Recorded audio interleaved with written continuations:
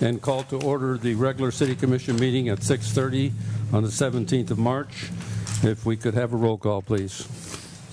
Mayor Jerry Taylor. Here. Vice Mayor Joe Costello. Here. Commissioner David Merker. Yes, I am here. Commissioner Matt McCray. Here. Commissioner Mike Fitzpatrick. Here. Thank you. We have a quorum. Tonight's meeting, we're going to begin. I'll begin tonight's meeting with an invocation by myself and followed by the Pledge of Allegiance to the flag, led by Commissioner Michael Fitzpatrick. If you'd please rise.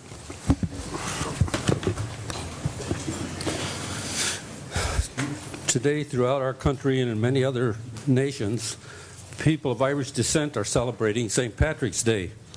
And it's interesting that St. Patrick was, I believe, actually born in France. And he was kidnapped at a young age, taken to Ireland, and sold into slavery to an Irish landowner. After some years of slavery, he was able to escape, and he made his way back to France, and he started his education. And through his education, he became interested in the Lord and became a priest. After he'd been a priest for a while, he decided he wanted to go back to Ireland and talk and preach to the people of Ireland. So he asked the superior if he might be allowed to do that. The superior granted him that and also ordained him a bishop and sent him to Ireland. He spent the rest of his life in Ireland trying to bring the Irish people closer to God. So with that, I'd like to offer this prayer on behalf of all of us. God our Father, today let our feet follow in your footsteps. Our minds and eyes think and see only the good in our fellow man.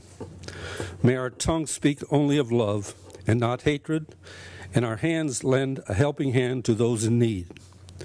But most of all, make our hearts like unto yours, so we can love you and all people more and more. Amen.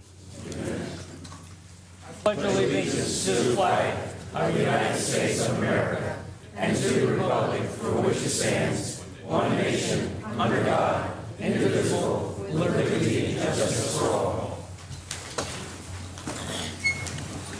Okay, we will move to the agenda approval. Are there any additions, deletions, or corrections to the agenda? Here. Yes. I'd like to pull 6B from consent. Which one was that again? 6B. B, boy, like in Bravo. boy. Bravo. Okay, from consent. Very good. Any others?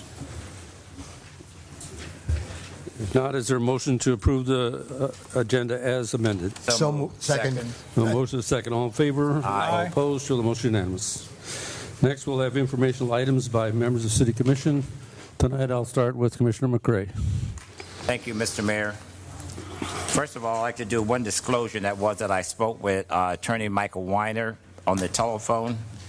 Okay, things that I did do. Okay, I went to the opening of the public supermarket on Congress Avenue. I went to Chambers meet new members at Lowe's. I met with the Coalition of Ministers with Vivian Brooks and staff. I attended the Galaxy Elementary School Carnival. I attended the K-9 competition at Boynton Beach High School until it got cold. I attended the grand opening ceremony of Johnson's Memorial Chapel, did the ribbon cutting at Signature Storage, and attended the Chamber of Commerce luncheon in the mall. I'd just like to say to the front row, and I'd like for Commissioner Merker to take notice, this is what you're supposed to look like when you go out to represent. Gentlemen, thank you. Although you look like funeral directors, I appreciate it. Thank you. Commissioner Merker. You know, after listening to Commissioner McCray, sometimes I feel lost for words. Other times I feel like reciting a poem. So I adhere to him to some degree, so I'll talk about something on another degree. Just a little feedback on St. Patrick's Day. Coincidentally, the color green was not the original color that was designated for St. Patrick's Day. It was blue. It became the color because of the shamrock and the beauty of the greenery of Ireland. So, as the mayor said, it's fascinating, the history and the interpretation of all groups of people. What you find is the truth, the whole truth and nothing but the truth, the more we read and the more we want to learn. The Irish people truly are significant and quality people in our culture, just like every other group of people are that.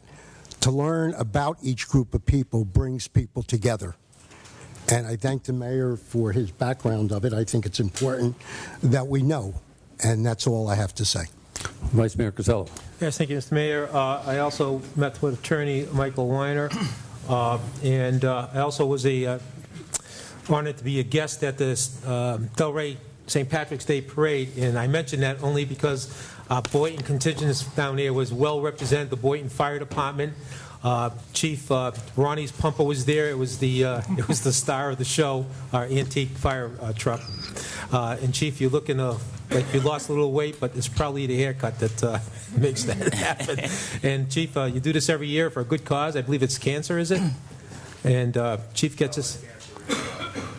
his head shaved every year for the cause, and he should be admired for that. Thank you, Chief. Commissioner Fitzpatrick. March 7th, the Saturday, I went to the South Florida K-9 competition. March 8th, I went to Johnson Funeral Memorial Chapel opening. March 10th, I met with Michael Weiner, and also CRA. March 12th, Chamber of Commerce Government Affairs committee meeting, and the Love of Literacy luncheon. And March 13th, I went to their first annual Barney Day. That's it.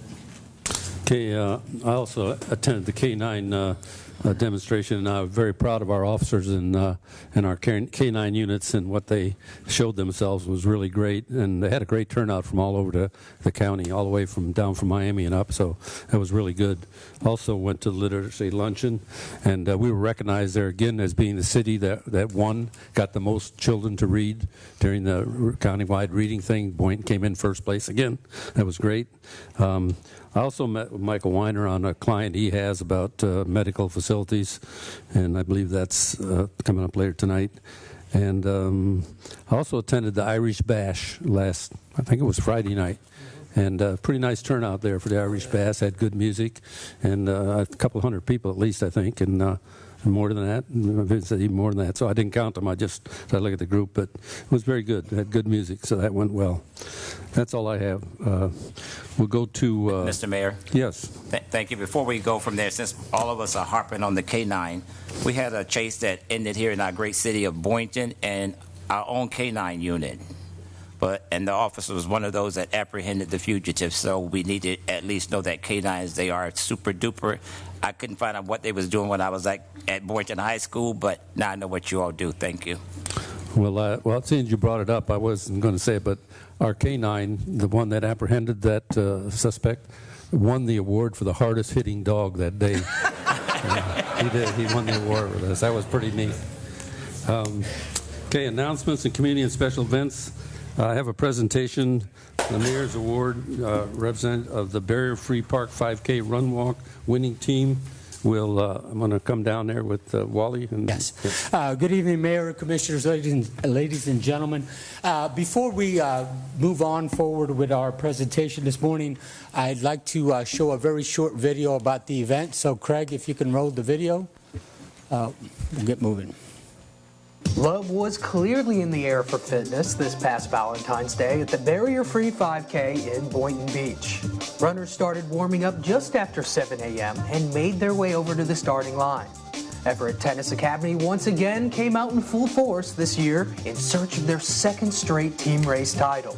Now you might be noticing a trend with some of our participants, and no, Taylor Swift's song Shake It Off was not playing in the background. What you're seeing is the effects of an Arctic chill on our nearly 200 participants. But nothing was going to keep these runners from their date with destiny at the finish line. And with that, go! Our contestants were off. Throughout the race, it was very clear love was in the air for a great cause and exercise. Not even the coldest temperatures of the winter season were going to curb our participants' enthusiasm. We'd like to congratulate Ed Turntime as the overall male winner with a time of 17 minutes, 15 seconds, And Lee DePietro for finishing as the overall female winner at 19 minutes 44 seconds. Our Master and Grandmaster champions also had some pretty impressive times too. A big shout out goes to the Everett Tennis Academy for winning the team category once again this year. And these guys. Yeah, I think we're number one in our age group.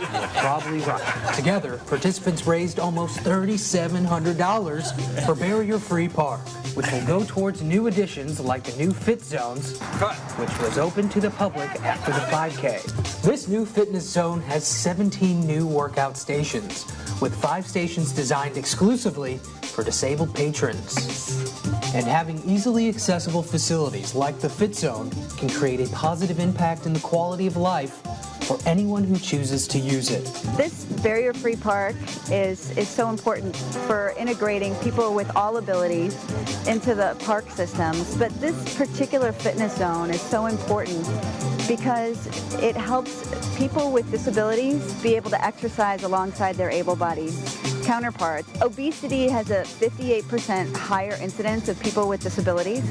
So when we can open any park to make it not only accessible, which is really hard to find for people with disabilities, but not just making it accessible, but making it financially accessible. So this is a free park. People can come in and exercise. And remember, the race would not be possible if it wasn't for our amazing sponsors, like Cornerstone Home Lending, Signature Real Estate Companies, Nestle Waters North America, the law offices of Scott Swigert, Duffy's Total Care Lawn Service, Jones Awning and Canvas Incorporated, and Full House Management Company. The Realtors Association of the Palm Beaches would love to thank our gracious hosts, Hunters Run Golf and Racquet Club, the Greater Boynton Beach Foundation, and the City of Boynton Beach for their help to put this great event on each and every year.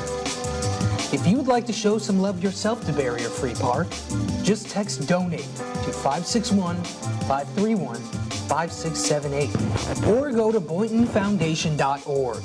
And together we can continue to help build new additions to Barrier Free Park for the most deserving kids. Love. So again, we want to take this opportunity to thank the Realtors Association of the Palm Beaches for being a partner with the city and raising monies for this great park. Without them, quite honestly, this event simply would not be possible. And I'd like to invite representatives from the Realtors Association to join me at the podium, along with the Greater Boynton Beach Foundation. And if I can have Mr. Adrian Arawi from the Everett Tennis Academy to come and accept the Mayor's Award, if he's here, hopefully. And if he's not, I'll accept it on his behalf. So I'm going to let the Realtors take the podium real quick, and then I'll turn it over to the Mayor. Thank you. Good evening, Mayor, Commissioners, city officials, and guests. My name is Pamela Banks, and I am a local realtor with RE/MAX Direct. And this year I had the opportunity to chair the Barrier-Free 5K. In 2012, the Realtors Association of the Palm Beaches joined forces with the City of Boynton Beach, the Boynton Beach Foundation, and Hunters Run to organize a charity run that would benefit the Barrier-Free Park on Congress Avenue. Over the last 3 years, we have grown in size, and as you can see, everyone does have a really good time. This year, we had 220 registered, and because of the chilly weather, it actually was 46 degrees the morning of the race. We had 165 that actually finished. We added last year a couple of things to the race, and I think that you will find this to be very rewarding. We added a kids fun run, which is a 30-yard dash, and we started out doing it on the road, and we added it now to the grassy knoll, and the kids all get a medal, and they are so excited to get a medal and to actually participate in the run. We give out awards. We give out, as they were saying in the short little video that you saw, the overall winner was a man who did the 5K, which is 3.2 miles, in 17 minutes, and the woman was right behind him at 19 minutes. So they're pretty fast. Last year, we also added team competition, and we're proud to say the City of Boynton Beach did have a couple teams, the firefighters and the police. the police, thank you. But it's hard to beat these young guys that come in from the Everett School of Tennis, the Tennis Academy. They actually bring in about 30 kids to run this race, and so they have 3 teams. And last year they won the Mayor's Award for the team trophy, and they are actually taking it home again this year. So is someone here from Everett? Did they come? Okay. Well, we'll make sure they get it. Along with everyone that does participate gets these really great T-shirts, and this year going with the Valentine's theme, because it actually was on Valentine's Day, we went with red, and on the back we put all the sponsors, because without the sponsors and the volunteers, this would not happen. So we appreciate the opportunity to work with the City of Boynton Beach, the Boynton Beach Foundation, and everyone in the community on this race. Thank you, Mayor, for the opportunity. Thank you. Danielle wants to say one word. Sure. Danielle, please. Thank you. Just real quickly, we just wanted to let you know that the race will continue next year, and it will be on the second Saturday of February, as we have done for the past few years. So mark your calendars for February 14th, and we would love to have you all join us. The race is for the park and for the foundation, and we look to raise money every year for this beautiful park. So I am honored to be able to give a check for $3,600 to the Boynton Beach Foundation for proceeds from the park.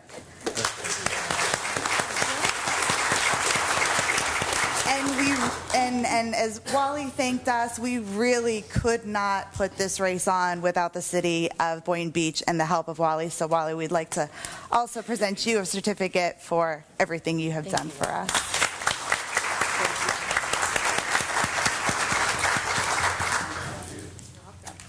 Someone want to say anything? Do you want to say anything? I just want to, I tell you, these kind of things don't happen without a lot of work and a lot of effort. And I want to talk, the Realtors Association of Palm Beach County, they've been there for us the last few years and great. And it's your efforts and the work, and also our city, our recreation park staff. They're out there before the sun's up, bright and early. It wouldn't happen without them. So we really want to, let's give them another round of applause. A great job.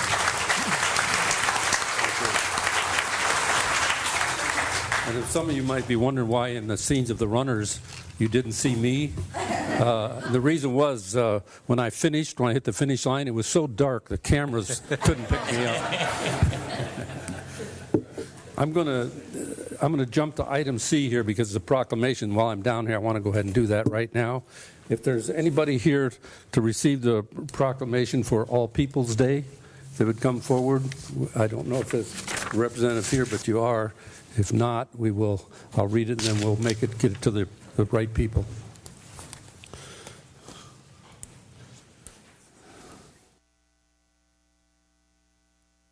Whereas by the year 2060, European Americans will no longer constitute the majority of the United States population, and people from different cultures in Boynton Beach and all over the U.S. will be interacting with one another more often than ever before. And the facets to a communal nature of the community are awareness, understanding, and acceptance.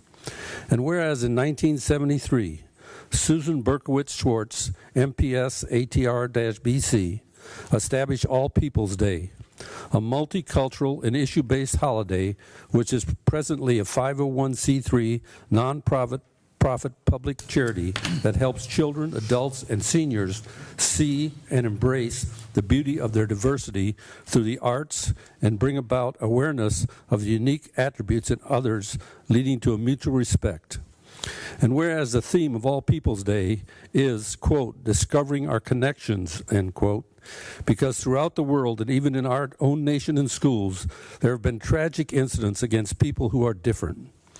All People's Day addresses this by giving people of all ages and walks of life fun and creative ways to explore positive connections by means of educational programs, craft kits, and festivals that teach about diversity.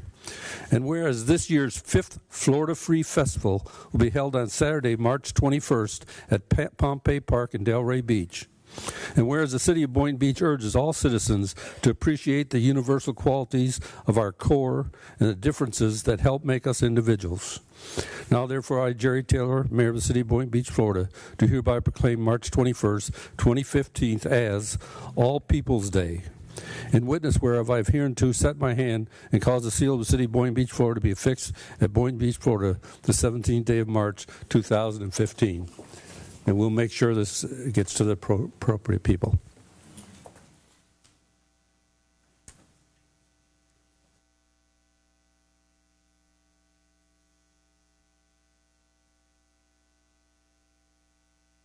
Okay, our next order of business will be an update from the Treasure Coast Regional Planning Council on the town square options.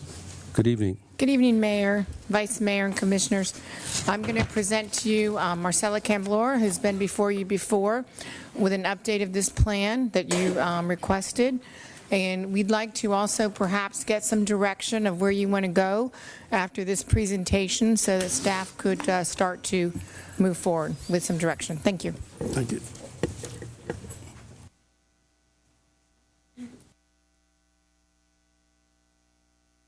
Thank you, and good evening, Mayor, Vice Mayor, Commissioners, and members of the public. I recognize several that participated on the actual workshop that was held by the CRA for the town square area back in early summer of 2014.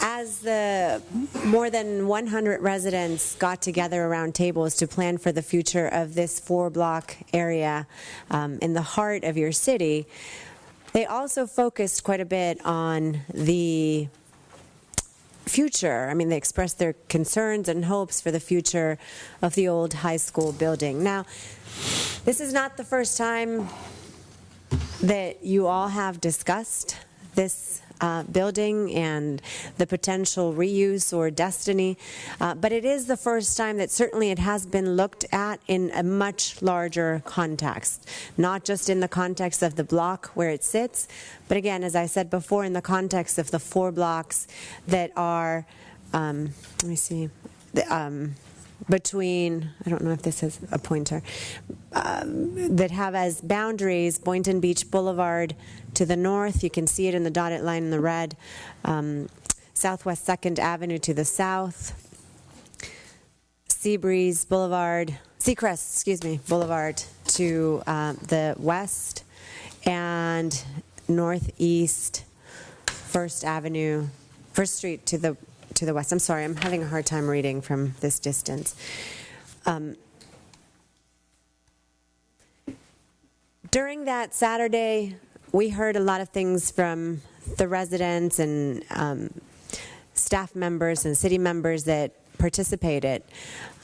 As part of the consensus that we heard, there were a lot of ideas, but as part of the consensus, everyone seemed to believe that these 4-block area that holds the library in it, that holds, as I said, the old high school building, the old schoolhouse museum as well as many other civic buildings, should be maintained and enhanced as a very active and very lively center of the community. And because of its location directly at the end of Main Street, Ocean Avenue, and bordering Boynton Beach Boulevard, it's almost like a pivotal element in your city. It's an element that could bring the energy of all those visitors and passerbys that go along Boynton Beach Boulevard every day and bring them into this center and also tie them into your Main Street. So that was a key element of consensus of that day. There was a lot of discussion about the old high school building, and the majority of the people said that it would be great if that building or some form of that building could be preserved in the future, whether the entire building gets preserved and restored, whether just the front portion of it or the elevation of it or some form of reconstruction, but the memory at least of that or some form of maintenance of that building was highly desired by those in attendance. The notion that this should not only become a mixed-use district but also an arts and civic district altogether by putting the 4 blocks into play as part of this town center plan. It requires, as we will get into in a few slides, relocation of certain civic buildings, particularly City Hall, the police station, the fire department, that all sit in this block actually this area that we're here today. It also, there was consensus about consolidating all of the civic activities that are happening currently in scattered buildings throughout the park in this 4-block area into a single building, preferably a redevelop and renovated old high school building. And then create elements that announce arrival to this key destination. Create a plan that consolidates opportunities for private-public partnerships for development in the future, and maintaining the historic tree canopy was identified as a key element of any future plan for this area.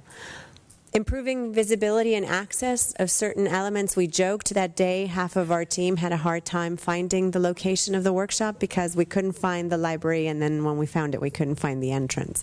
But it was something that the community talked about, enhancing or showcasing even more and making more accessible some of the great buildings that you already have in this area.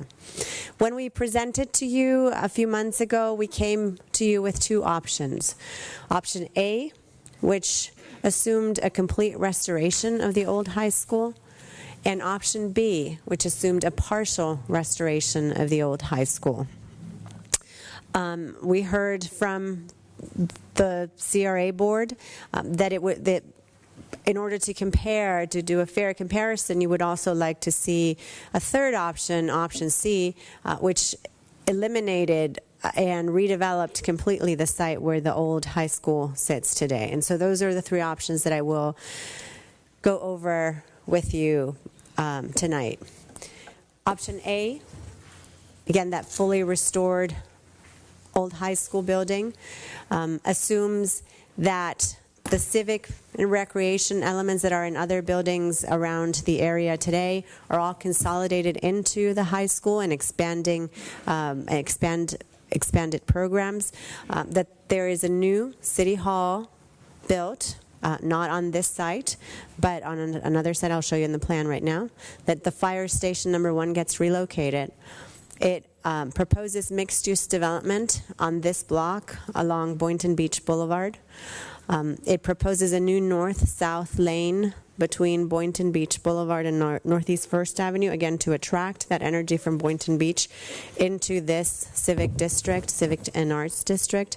It proposes entry features at Ocean Avenue, again to establish that connection between Main Street, Ocean Avenue, and the district that announces or energizes Main Street. It expands existing park and green areas, and it proposes additional residential development along Southeast 2nd Street. It's hard to read the names of the buildings or in the plan. I don't know. Do you have a? No. I actually need a pointer. Sorry. Does a laser pointer or a mouse? Just to try and explain, if someone has, thank you. There's always someone in the audience.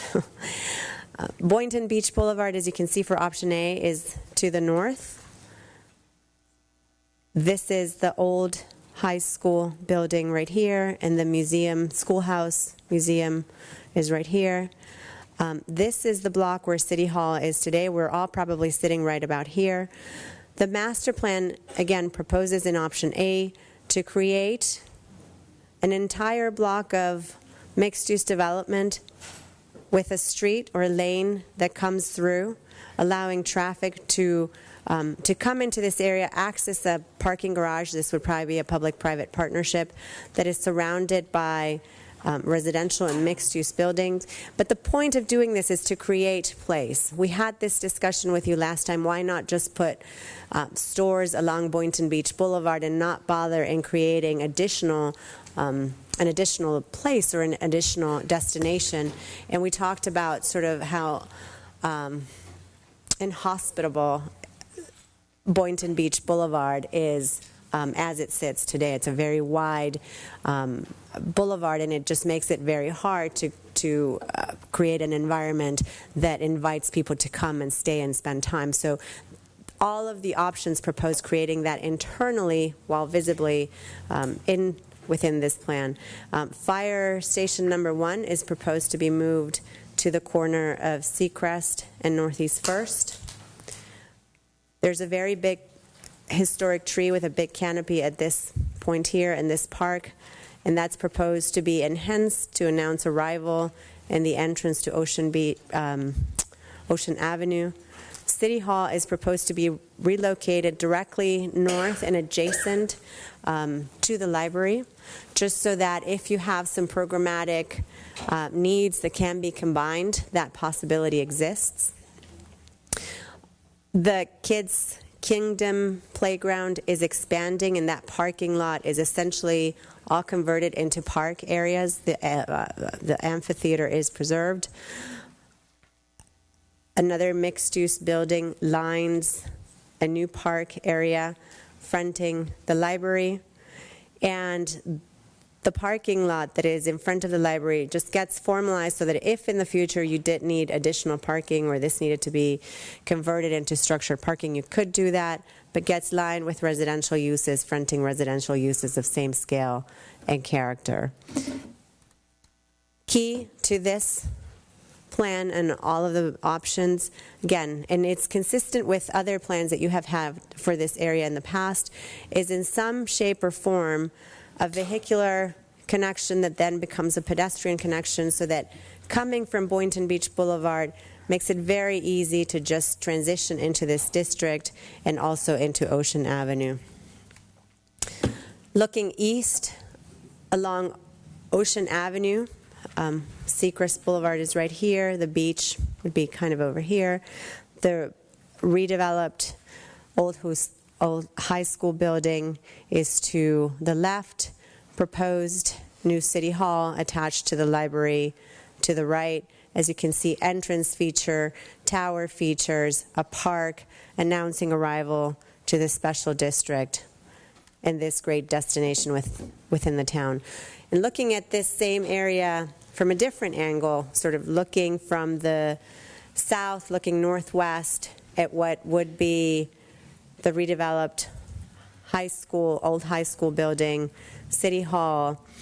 What you notice is that in all of these east-west streets, the master plan proposes what we designate as shared space, so that as people are crossing one street over to another street, the street gets treated in a very special manner. This could be done very simply with paint or with pavers or other materials, but so that as drivers traverse these spaces within your city, they realize that this is a very unique and special place. Pedestrians take a more important role, and if you do want to have outdoor events, these just become outdoor plazas and outdoor spaces that can easily serve that purpose. Again, just some examples. This is Park Avenue in Winter Park, the entrance to the college, Rollins College. Similar entrance features are proposed in these options at the end of Ocean Avenue and Seacrest Boulevard. And if we are looking along Boynton Beach Boulevard into the town square area, as you can see, this is the lane that we were mentioning, the idea of leaving plaza, setting buildings somewhat back to start to create a space where a pedestrian can feel comfortable despite the width of this boulevard. And as you can see, as we zoom in a little bit, the scale and character that space, as soon as you turn in off of Boynton Beach Boulevard, could start to take. Again, this is something that is very visible from Boynton Beach Boulevard, yet it is a completely different environment as soon as you turn into this street, just 10, 20 feet into it. A view of the entire elevation from Boynton Beach Boulevard. And the focus of that day was, again, to create place, to create a destination, to make an area of this 4-block site that really attracts people to the downtown and increases the connection and the viability of Main Street. Somehow the I think that there's a title that's getting cut off here. I apologize. Your report contains several different ways of addressing or implementing these principles. This is a similar option that just has, that does not have a street cutting through on your first block, but has a plaza at the corner of Boynton Beach Boulevard and Seacrest. It's a very similar way of designing this. The point is that as you move forward, if you decide to move forward with a plan of this sort, the principles can be implemented probably in 20 different ways or 30 different ways and still achieve the goals and the objectives and the hopes of the community for this area. Option A, if you were to go with an option like this one, maintains about 73% of the land within these 4 blocks in some sort of public ownership, whether it is a public building that sits on that land or a public park that sits on that land. It proposes 390 residential units. We're talking about buildings that range from 4 to 5 stories. It also proposes 35,000 square feet of retail and yields about 700 parking spaces. We'll compare all of the options, and I'll get to these numbers a little bit later on. The second option is an option that proposes to preserve only the front of the high school, not the gymnasium, but just the front. And so, in essence, keeps all of the other elements consistent with option A. Again, the big change is that the entire building is not preserved. It's just the front of the building that is preserved. If you recall, this area right here has the gymnasium today. We're still trying to preserve that north-south connection, create a district, relocate City Hall. The challenge with this is that once only this piece is preserved, and you try to address redevelopment of this block, parking in this area is a little less efficient. This option has 2 proposals, one to move City Hall, again, adjacent to the library. Another one is to keep City Hall or move City Hall into the renovated part of the old high school and then add a new component to it. The numbers of this proposal maintains about 66% of the area in question in some sort of public ownership. It's 380, or 60, I can't see it from here. 390. 390, thank you. 35,000 square feet of retail and 772 parking spaces. And your report talks a lot about if you are going to do or embark in this type of historic sort of addition. The Historic Preservation Bureau has a lot of great examples on how to do additions to historic buildings, and you have incredible resources also locally. I'm not going to get into all of those, but your report mentions a lot of great sources for that. It's not an easy task, but it can be done, and it can be done very gracefully and very beautifully too. And finally, the third option, and this color is great for the day, but a really bad pick for me reading it from this distance. But essentially, the difference with option C is it maintains all of the same elements as options A and B, except that the old high school is demolished, and in its place, there's mixed-use development and residential development proposed. This third option, again, maintains all the elements that we described initially. In this case, just a little over half of the land is dedicated to some sort of public feature, whether a park or a building. We yield a few additional units. It's about 460 residential units. Again, keep in mind that once we move the fire station and that this configuration, if we do want to keep some sort of access, is not a very efficient one to put parking. That's limiting a little bit the type of units that we can put in there. 35,000 square feet of retail, about 730 parking spaces. And this shouldn't say option B. For some reason, it should say option C. Common elements to all the options are to keep Boynton Beach as a signature address, to really focus on what this presence, the first impression, looks like. Keep in mind, this is what visitors and passersby, for the most part, are going to see, and it's going to help them make their mind as to whether they do come back, or just hit the gas and never really stop. That element of connectivity, the shared spaces as you cross each road, making this place very accessible to pedestrians, in a very comfortable place just to conduct civic and arts and entertainment activities. And then common to all of the options too is how to treat the edges. Not only addressing with some residential units of the same scale and character the south end, but also keeping in mind that as you move forward with this development, you have vacant sites or sites that probably are underutilized that would, in some shape or form, tend to respond to this type of development and this type of density and intensity as well in the future. This is looking at the whole proposal from the back. That's the parking lot for the library. You don't see the library, it's back there. This is the existing residential fabric. Again, proposing a low two-story residential townhouse type development along these edges.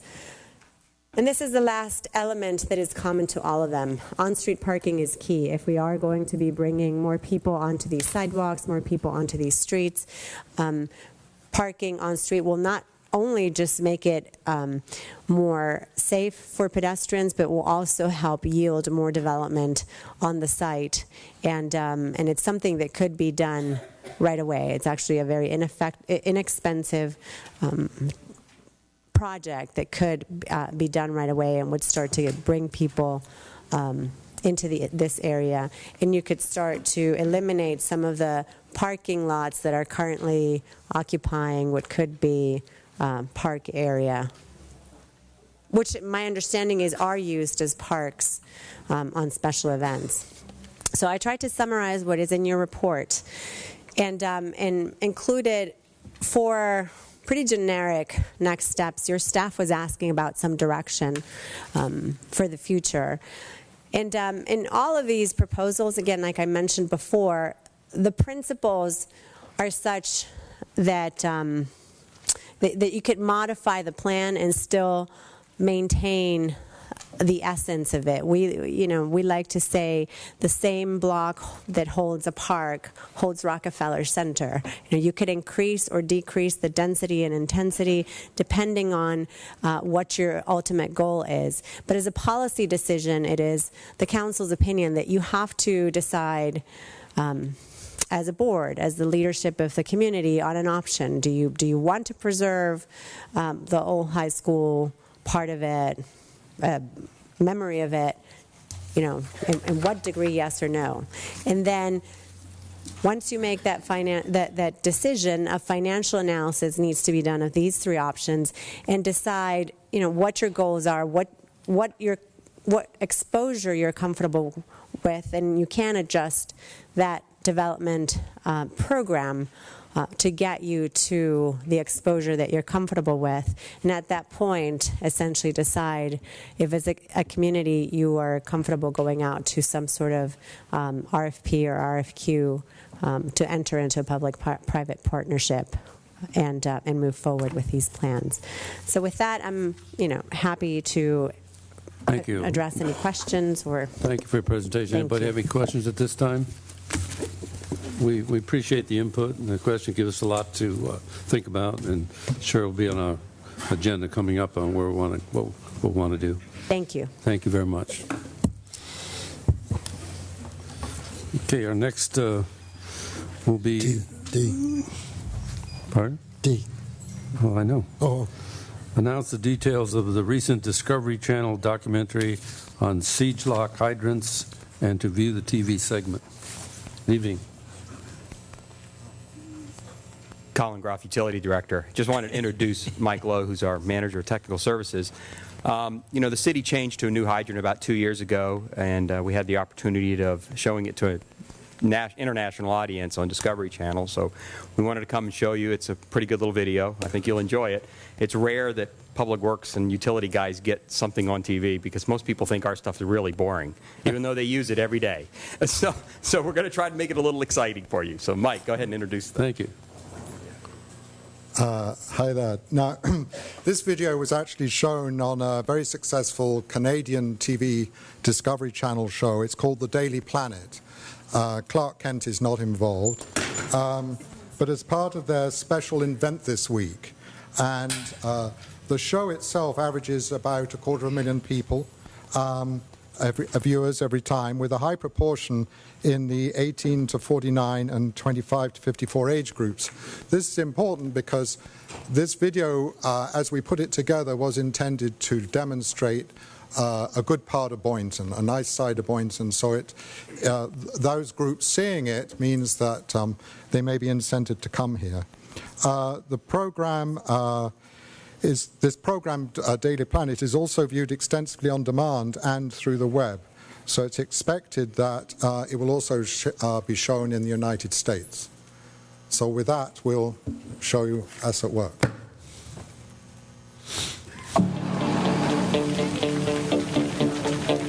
In a fire, after 2.5 minutes, it doubles in size every second. So speed and reliability mean everything. I'm an inventor and I'll always be a firefighter.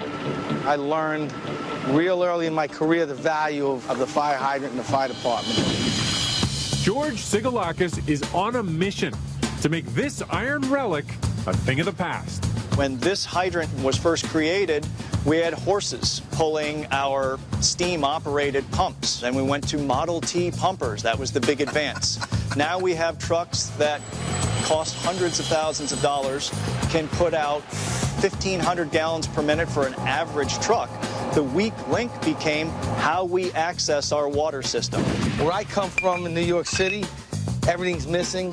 They damage the threads, they bend them, they knock them loose. So even if it's a working hydrant, you can't use it because this thing under pressure can blow out and kill somebody. You know, I've invented quite a few things in my life. I believe I'm a really good problem solver. If I see problems in things, I find solutions to them.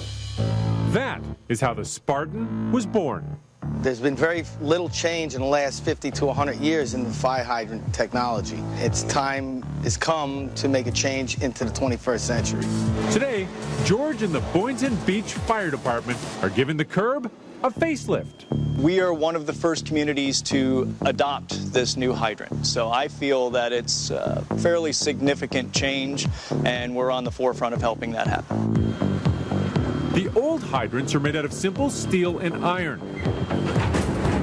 That means they corrode and rust. The Spartan is made out of stainless steel and ductile iron, which is resistant to impacts. There are a number of improvements on the Spartan that we like. One is the fact that it's actually powder coated, both on the inside and out, which means we won't have to routinely paint them. The powder coat on the inside of the hydrant, how long does that last? That's probably going to last probably 100 years. Okay.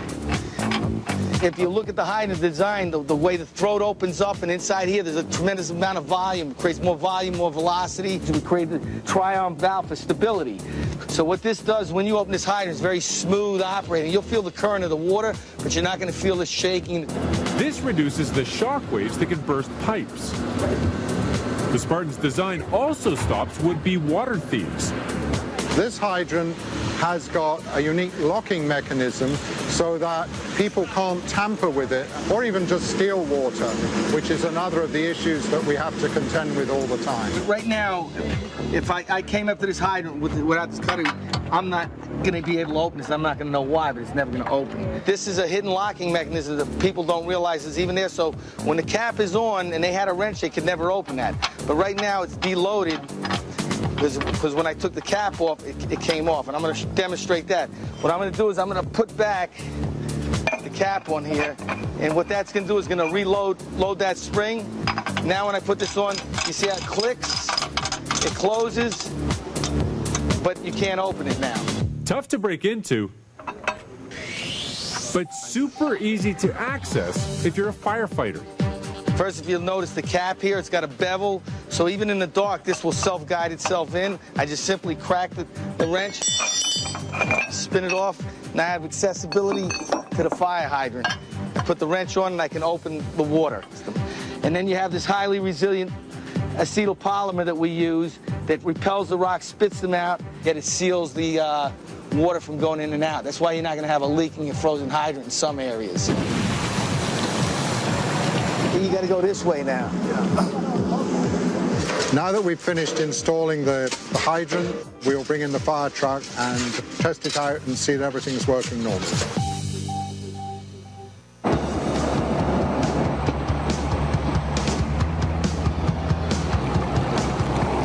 Time to see if the new kid on the block can live up to its name. This hydrant has a smoother flow. The flow itself is designed from the pipe up in order to get us better gallons per minute to our trucks. Well, it looks as though it's one down today and another 120 to go by the end of the year. I'm very excited and proud. I think this is a long time overdue. This is the future of hydrants going forward.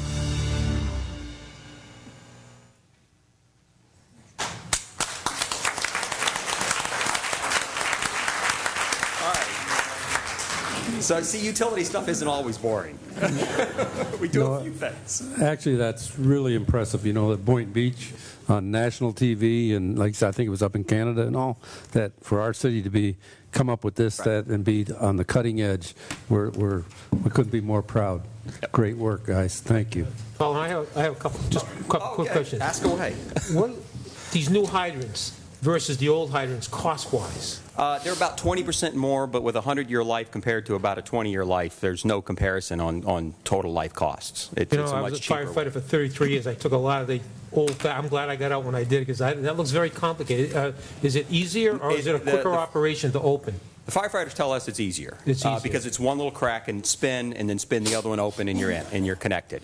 So it actually is quicker and easier, and you've covered up all the threads. So one of the problems you have on hydrants is the threads get boogered up and you can't screw onto them. So this actually eliminates that problem. The big thing for us is secures the hydrants. We are very concerned about water quality and we want to secure our hydrants so we don't have issues. Does it use the same operating wrench? Is it the same operating nut? No, the operating wrench is a special wrench that's designed for those hydrants. But the beauty of the wrench is it works on all of the old hydrants also. So it's one wrench works on everything, which is the selling point of this hydrant. There's many different kind of hydrant locks out there, but most of them require a special wrench that doesn't work on anything else. This guy came up with a wrench that works on everything. So that makes it a better hydrant. And one more question. When a hydrant goes out of service here for repair or whatever, how do we mark that to know when a firefighter pulls up in the middle of the night that hydrant's out of service? Yeah, it's required to be bagged when they're out of service. We do it with bags down here? Yeah, we are required to bag them when they're out of service to make sure they can't be used. Bags do come off. We try to watch that. Our goal is we don't leave them out of service. We try to get to hydrants as soon as we find out they're out of service. We go in and we either repair or replace. Right now, we replace 50 or 60 a year, and we're going to be replacing them with the new hydrants. All new developments will get the new hydrants, and then all of the projects that the city's building also gets the new hydrants. So it'll be about 120, 130 this year, and then we'll average replacements somewhere between 20 and 50 depending on failure rates. But we don't leave hydrants broken. You think this will be the trend through the whole United States eventually? Yes, it will be. It will be because hydrants need to be secured. It's one of the last points of the water system that's not secured. So, thank you. Yes, Mr. Patrick. How many hydrants do we lose a year to drunks? Are these better impact resistant? Can you reuse them? We do have hydrants hit. It's not very often in Boynton. I'm trying to remember the last one's happened. I think it's last Wednesday. Yeah, last Wednesday we had one. So we have had one recently. And when they're hit, if they can be repaired, we'll repair them if the hydrant's in good. But if the hydrant's already old and needs to be replaced anyways, we'll just replace it with a new hydrant.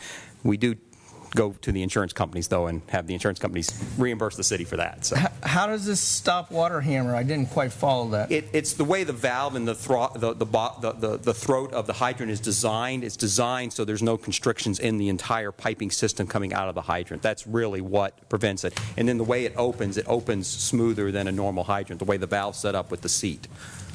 Okay. Sorry, technical, sorry. Any other questions? Thank you very much. Appreciate it. Next item is to announce the Great American Cleanup of 2015 and ask our community to take part in this event by joining thousands of volunteers of all ages across America who will be taking part in efforts to clean up and improve their local communities. Boynton Beach Oceanfront Park is one of several sites in the county that was chosen to be part of the project, and the cleanup will begin 8 a.m. on Saturday, May 7th, and the Boynton Beach Ocean Inlet cleanup will begin at 8 a.m. on Saturday, April 25th. May 2nd, you said May 7th. What did I say? 7th. May 2nd. It's Saturday, May 2nd Thank at the you. Boynton Inlet cleanup, and 8 a.m. on Saturday, April 25th. Anybody else need to add to that? No? Wally? Okay, it's good, thanks. Okay, then we'll move to public audience. Anybody in the public wish to address the commission on items not on the agenda may do so at this time. We ask that you come to the podium, give your name and address for the record, and try to limit your comments to 3 minutes. Yes, Minister Bernard Wright, 713 Northwest 2nd Street here in Boynton Beach, Florida. I'm founder CEO of Bernard Wright Ministries. I'm a community advocate, and I'm president of the Wales Foundation. First off, let me make it explicitly clear that I am absolutely against Minister Hay being reappointed to the CRA board, as I believe not only does it pose a conflict of interest question, what with him being chaplain of the Boynton Beach City Police Department, a member of the Boynton Beach Coalition of Clergy, employed by and associated with it, and minister at St. John Baptist Church, among other affiliations, not to mention having served across the board from mayor to vice mayor to city commission CRA board member. Such give rise to some new blood being appointed to represent the citizens of Boynton Beach, especially the black community, the heart of Boynton. By far, there needs to be a revamping of the city government commission, beginning with the mayor, who has held the seat approximately 5 terms. I would support any of the candidates who has applied, as I've spoken with all of them, Ms. Cross, at my house for the better part of an hour, a great honor. I can't speak in good taste for any of the commission who hasn't reached out to me doing this historic research project, which is ongoing and has produced great fruit. The mayor, neither vice mayor, neither our District 2 Commissioner, McCray, attended our Community Historic Robert Wales celebration, nor the follow-up meeting. It's about the right candidates for the right agenda regarding a better Boynton, specifically the heart of Boynton, and dealing with the black section of town, the black community, the CRA, biggest redevelopment interest and plan. There has been a monopoly of the city government for decades. I would strongly suggest for the betterment of Boynton, our children and grandchildren, that you candidates, all of y'all who've applied, join me. Yes, join me to form a committee to oversee both the City Commission and CRA and hold them accountable for doing the right thing, dealing with the concerns and interests of the people of Boynton Beach. God has given me a vision for Boynton from a historic cultural perspective for restoration and revitalization, and you can't restore and revitalize what you know not the history of. You have to know the people from the roots, from a historical, traditional, cultural point of view. You have to know and connect with the passions of the people, and I don't think none of you have ever done that. And this government is a government of the people, for the people. And I like to say this Boynton Beach Coalition of pastors do not represent me as a community activist. They do not speak for the voice of the disenfranchised people in Boynton Beach. Haven't got not one paper towel placed in the Sarah Sims Park, not one drainage system fixed in the city of Boynton Beach. There's not ample lighting on the main thoroughfare, which my granddaddy, great-granddaddy built. No lighting on the south side for decades. No real serious money has been spent in the heart of Boynton, which really makes up the CRA properties. concerns. To God be the glory. So this is what Thank I'm you. asking, that this committee that applied tonight, get with me, and we're going to oversee this commission and this government for Thank a better you. appointed from this day to eternity. To God be the glory. You've added to the baseball down, the swimming pool, and everything. Ain't no diving board, ain't no baseball down. You're killing our culture. In the name of Jesus Christ, for we need new blood in the city. Sir, your time is up, please. To God be the glory. Good evening. Good evening. Good evening.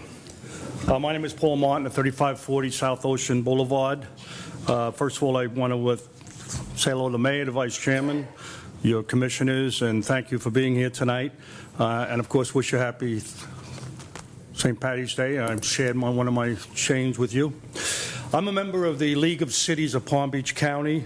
You may have seen me already at one time or another, but you gentlemen have and ladies have just run a Boynton Beach event back in November. I know you were there, and it was beautiful. It was a phenomenal operation.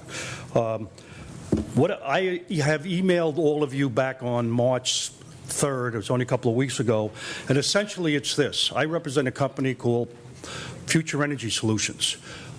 Incredibly, listen to this carefully, if you qualify, and I can't promise you will qualify, but we come in and take a look at all your lights, do an evaluation. That is no charge for the new lights, inductive lighting, no maintenance charge for 15 years, no bank check, no credit line. And you say, how do we do that? How do we do it? We have to find a savings within the lighting of this town. You're the third largest community in Palm Beach County. I'm very interested in you folks. We do it all for nothing. We evaluate the entire situation for nothing. Finding a savings, that's when we step in and do it, because we take a percentage of the savings in the initial contract so that you lay out no money, but we participate in the savings with you. Obviously, we're putting all the equipment in. The lighting is inductive lighting. San Diego has installed, after reviewing carefully LED lighting versus inductive lighting, they have gone with the inductive lighting source. 35,000 lights they installed. They are saving over $2 million in electricity today. And that's what I want to offer you. At the same time, I'm going to leave a brochure. I trust that your public service people, the public utilities people will be in touch with me and we can start this evaluation. Again, it's no charge to the town or the city.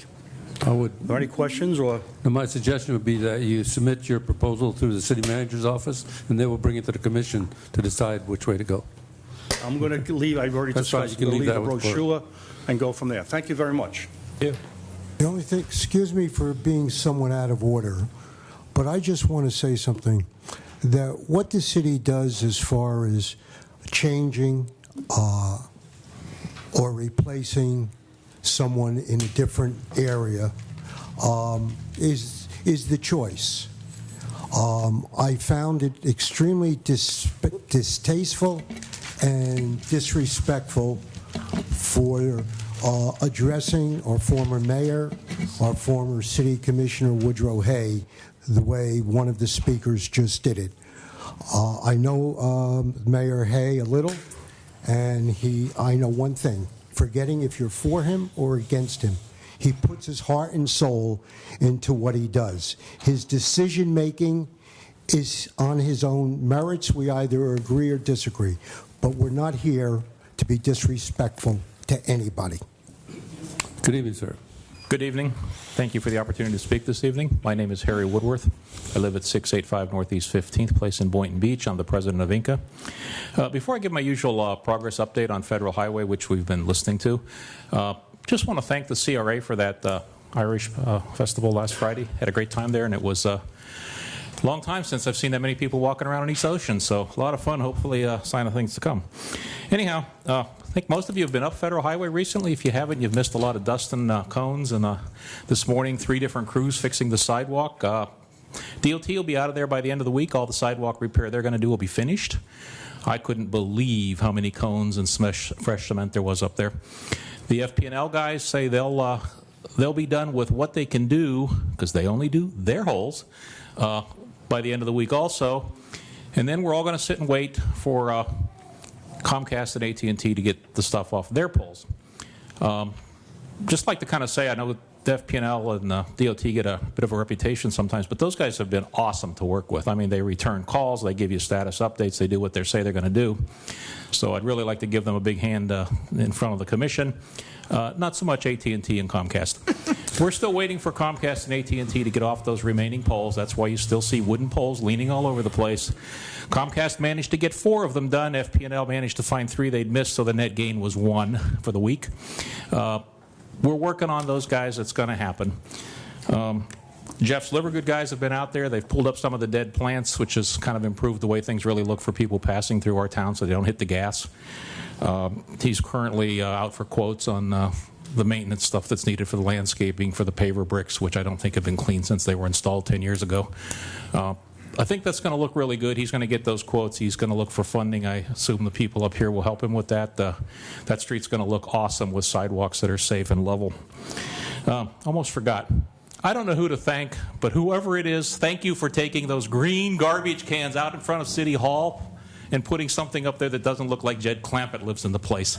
I mean, thank you. I mean, seriously, thank you. That looked like heck.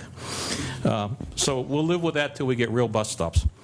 I guess at the end of the day, some people have asked me what it is we're doing. Everything we've been doing here is an objective taken from a goal out of the strategic plan. There's not a single thing that Inc. has been involved in that wasn't reviewed with Commissioner McCray, taken directly from an objective and a goal in your strategic plan. So we're not doing anything different. All we're doing is working the strategic plan, which is actually quite good. I would hope that trickles down into the budget and the O&M objectives. And from there on out, it's what gets measured gets done. And you know, thanks for the opportunity to help. Thanks for the input.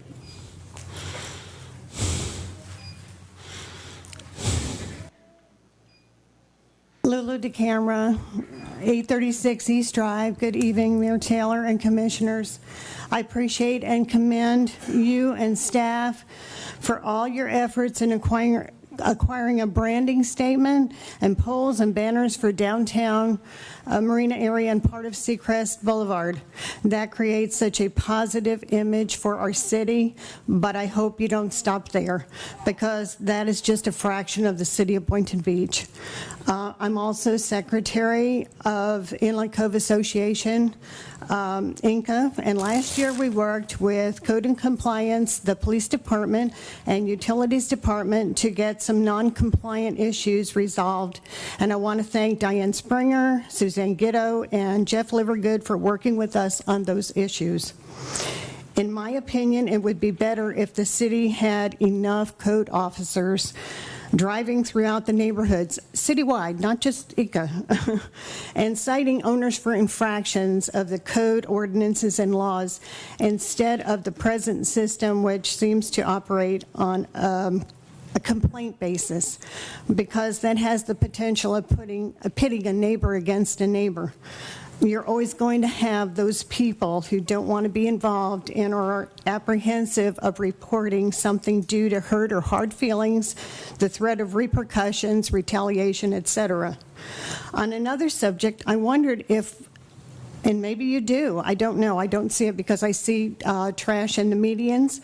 I wondered if you could have part of your agreement with the company that grooms the medians on Federal Highway and other areas in the city, have the stipulation that they pick up trash and debris. It is unfortunate that people do not properly dispose of their garbage, whether it's due to complacency, lack of initiative, apathy, etc. I hope people will realize that their actions reflect on them and how seriously other people consider their comments. And my final thing is, garbage and litter is citywide and has a very negative impact on the entire city and is a total turnoff to economic development. And gentlemen, please think about this. Thank you very much for your time. Thank you.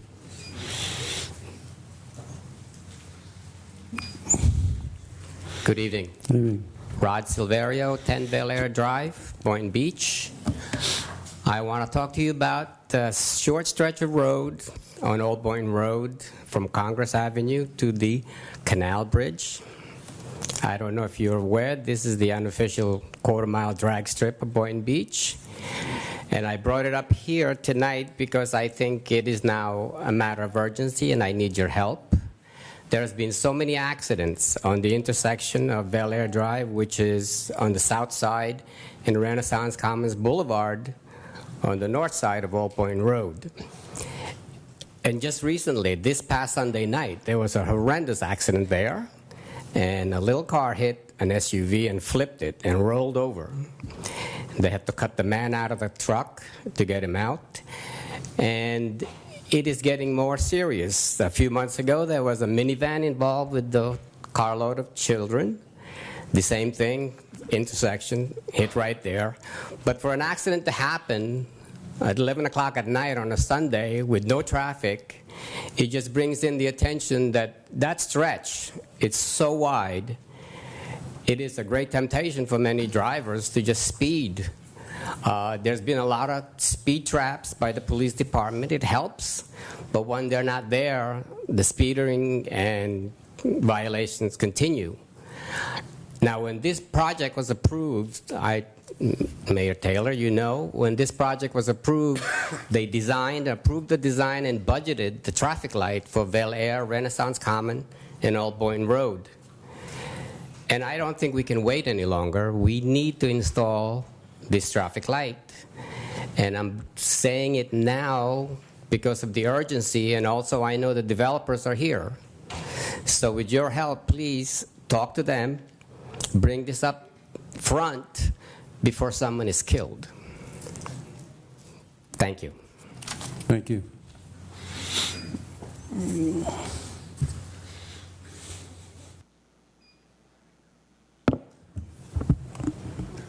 Good evening. My name is John Trotch from 2623 Lake Drive North. Today you are going to do the second reading for the Casa Del Mar, and I'd just like to speak briefly about that real quick. Need to speak to it when that comes up. Okay, I apologize. I was under the impression that I would not get the chance to before the second I will reading. let you speak, but you need, because it's on the agenda, Okay. so you can speak to it then. Perfect. Okay. Thank you. Thank you.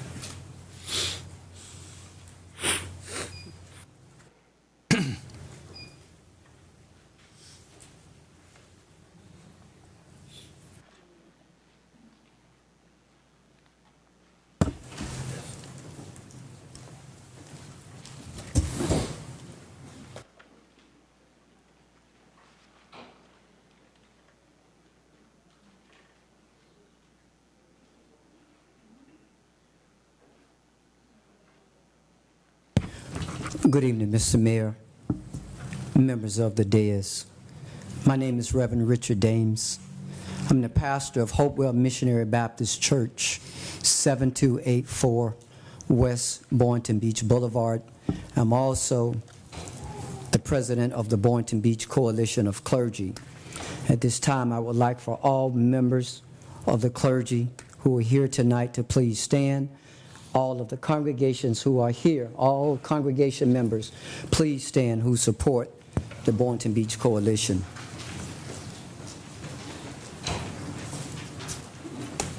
First and foremost, this is truly an honor and an humbling experience to be chosen by my peers to speak on their behalf as well as the citizens of this great city. However, tonight I stand here to speak in regards to an important and sensitive topic, an issue that invokes passions on both sides of the spectrum. Studies have shown that police officers are more likely to stereotype citizens of high-crime communities, thus creating more police and citizens encounters. There is serious concern, especially in the heart of Boynton Corridor, where many black men have the perception that if you are black and standing in a high-crime area, you are loitering. If you are walking, then you are prowling. And if you are running, then you must be stealing. And tonight I stand to declare that all black men are not bad men. This term that is familiar to police officers and citizens is called criminal profiling. Again, many members in the Boynton Beach family feel as though they are not being treated fairly, but treated as targets, which is unwanted, unnecessary, and certainly unacceptable. We are certainly aware of some of the progress that our police department has made in their efforts, such as the It Takes a Village Teen Summit, as well as their efforts with the East Boynton Beach Wildcats, and certainly with the Boynton Beach High School, among others. However, those efforts of goodwill managed to be outdone and overshadowed by the SWAT-style tactics in the same district during the midnight hour. The citizens, along with the clergy, are aware that every officer of the Boynton Beach Police Department took an oath and swore to serve and to protect the citizens of this great city.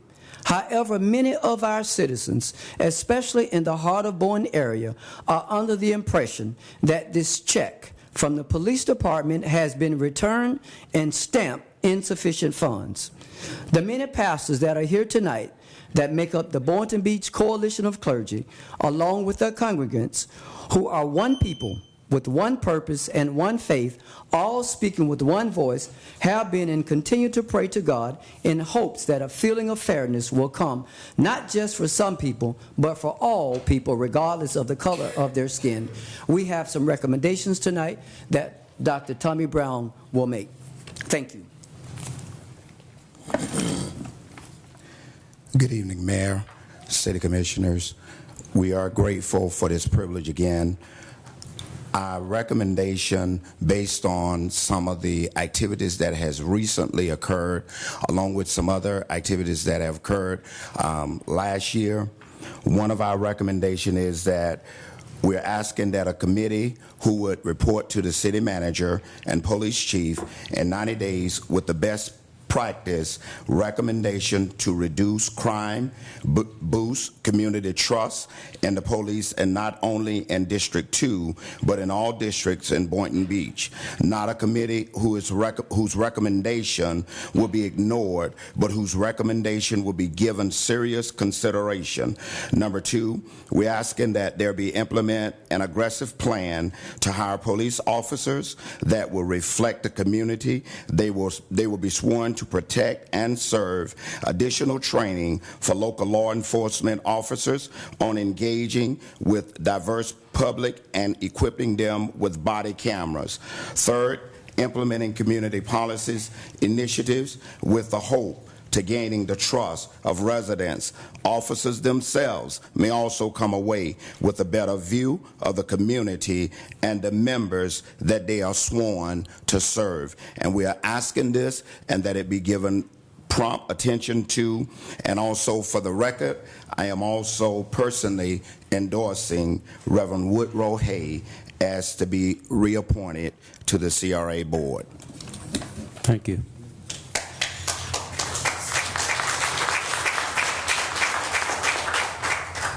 Good evening, Mr. Mayor, City Commissioners. Dr. Michael McClendon, pastor of Wildlife Family Worship Center.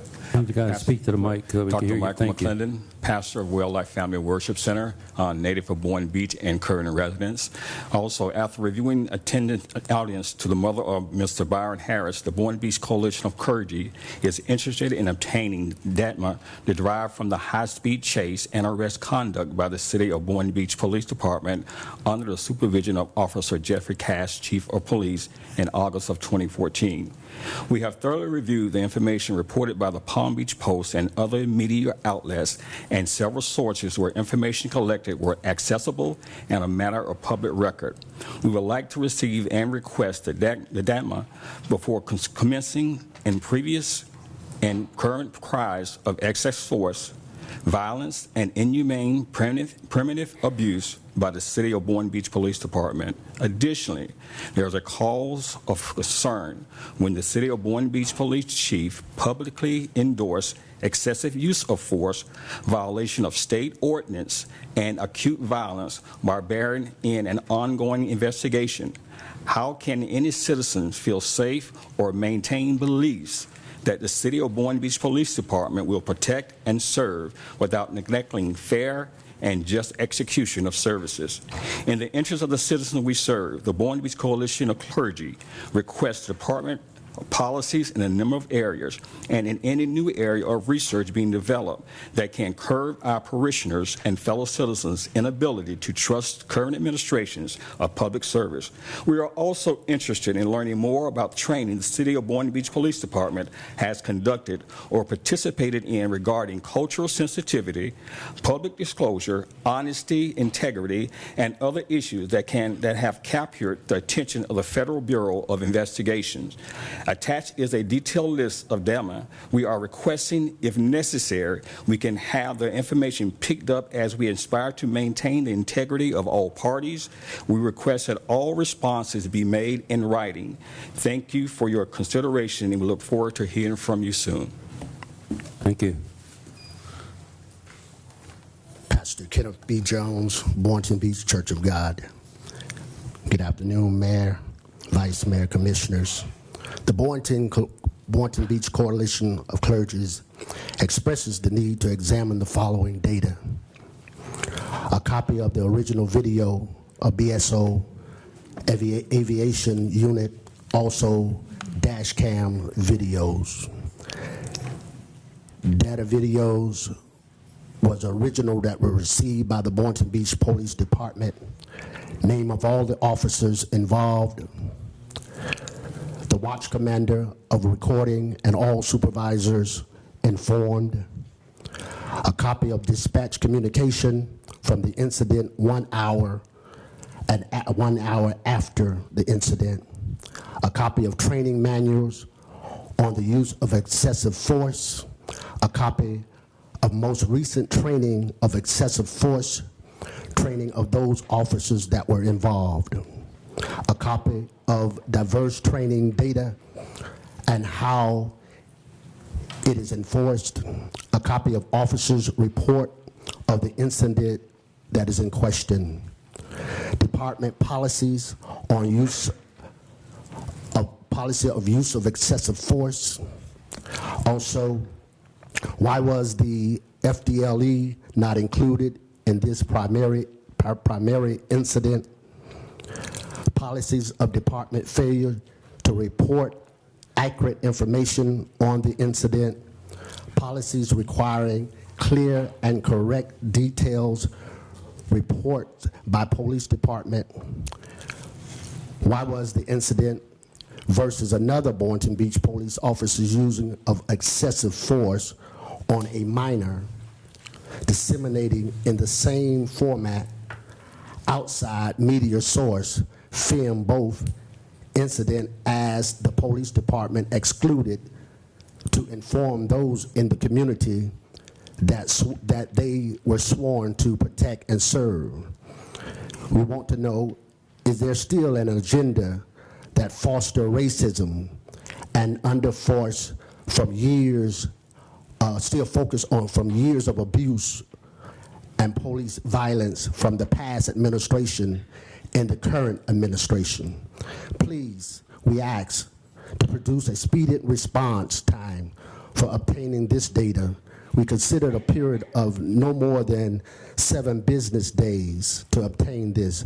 Thank you, Boynton Beach Coalition of Clergies.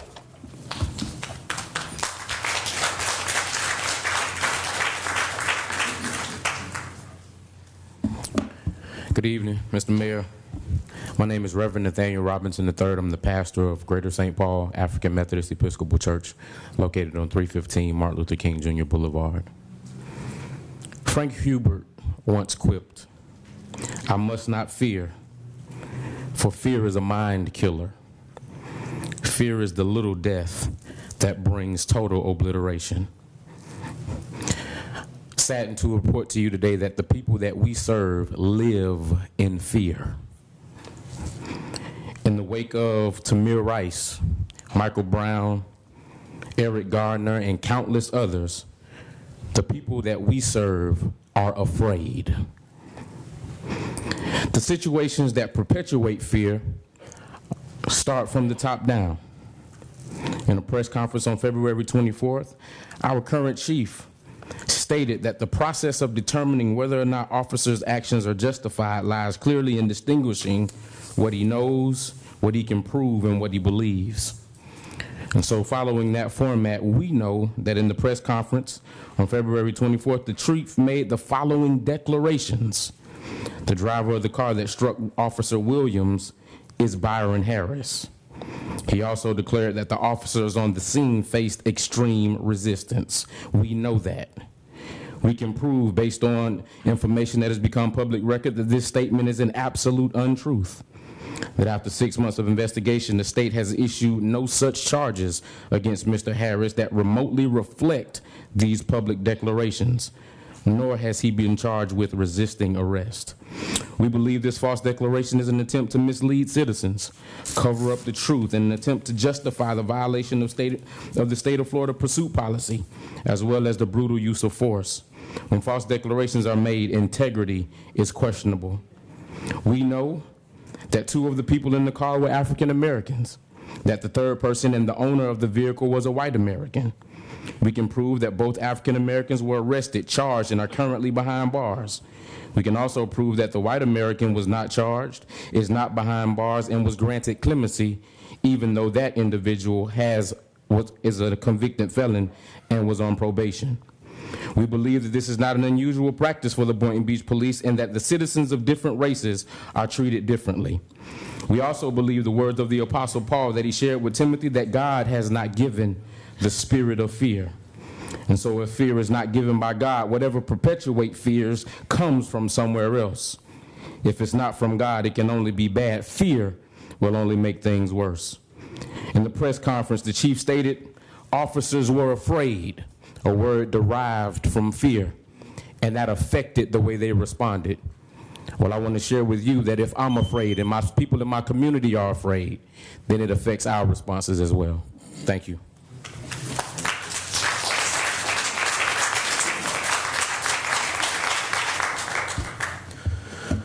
Good afternoon, Mayor, Commissioners. My name is Ray Whiteley, and I am a part of this coalition of clergy, as well as I am president of Boynton United, the Bear to Violence.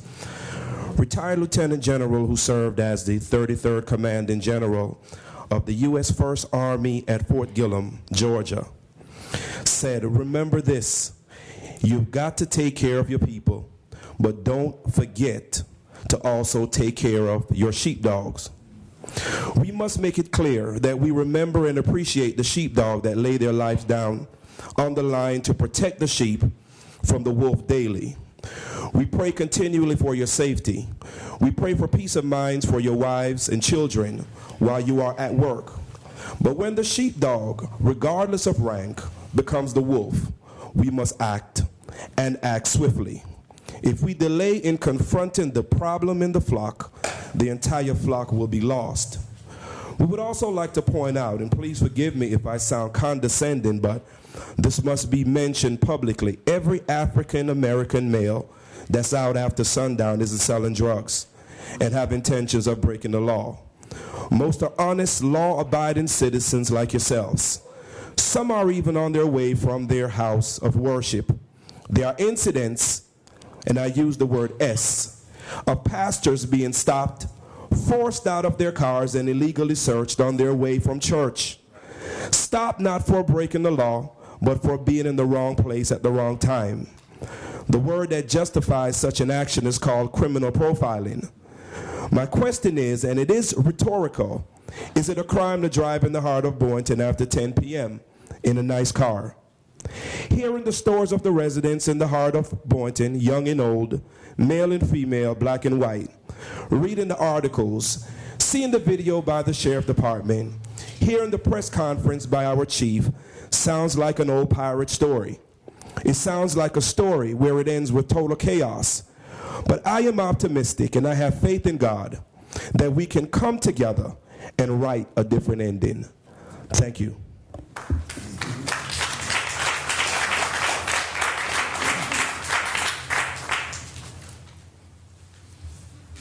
Yes, my name is Dan White.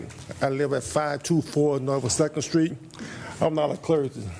I don't represent the congregation. I represent the people who don't attend church, one who are homeless, and I support the coalition of clerks.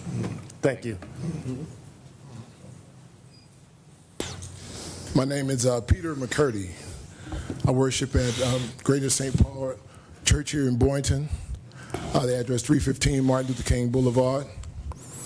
I too stand in agreements with the Clergy Alliance that they should be given all the information that they request. And I also believe that in all relationships, there is always room for improvement. Amen. Thank you, brother. Bless the Lord. All right, good evening. My name is David Riggleman, senior. I live at 107 Northeast 13th Avenue. And also, I support the clergy. I'm not one of them, but I support everything that they're saying. And I, too, agree and hope that they get all the necessary information that they requested.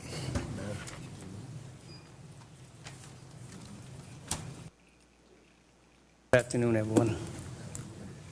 My name is Clyde Vaucher. I live at 42 Buxton Lane in Boynton Beach. Also, I'm a member of the Greater St. Paul AME Church here in Boynton Beach, Martin Luther King Boulevard in Boynton Beach. I also am requesting that all the information and documents be given to the clergy so they can do what is necessary to do for this community. Thank you. Thank you. Good evening. My name is Sandra Tolliver, and I'm a member of New Disciples Worship Center. Apostle Tommy Brown is my pastor, Pastor Darlene.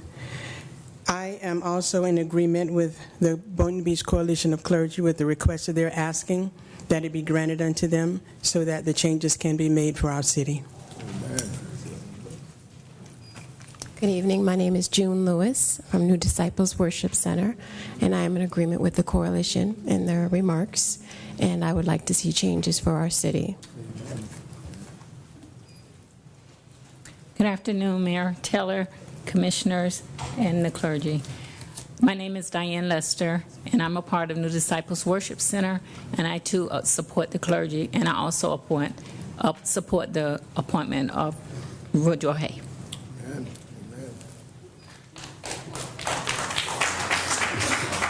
My name is Willie Akins, and I'm a resident of 726 Northeast 1st Street, Boynton Beach. Also, I support the clergyman. I also support Mr. Hay, but I also ask that you really and sincerely look at the demands that the clergy have made and do it very rapidly, because it's highly needed, because the fear is that right now our citizens can't even open their wallets. If it's made of aluminum, they get shot down.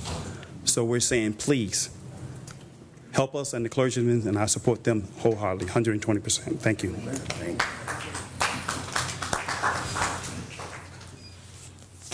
Hi, my name is Kathleen Hawkins. I am a resident of Boynton Beach, Florida, 2760 Northeast 5th Court. I support the clergy and all of the requests that they have made, and we know that you're going to look out on their behalf.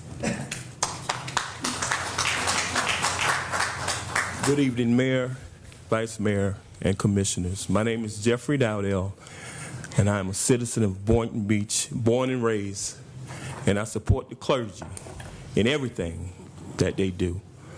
And I also want to see rapid response in the information regarding the situation of Byron Harris. Thank you.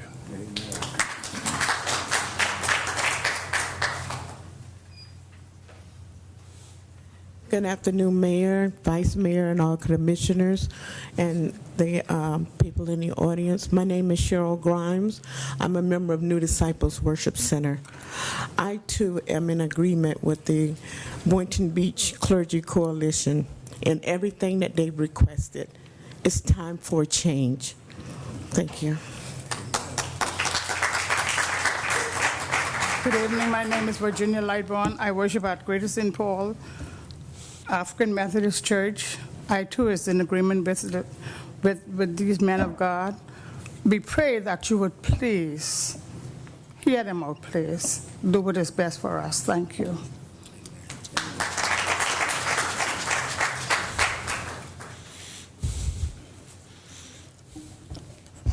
Good evening, Mayor, City Councilman, all that are present today.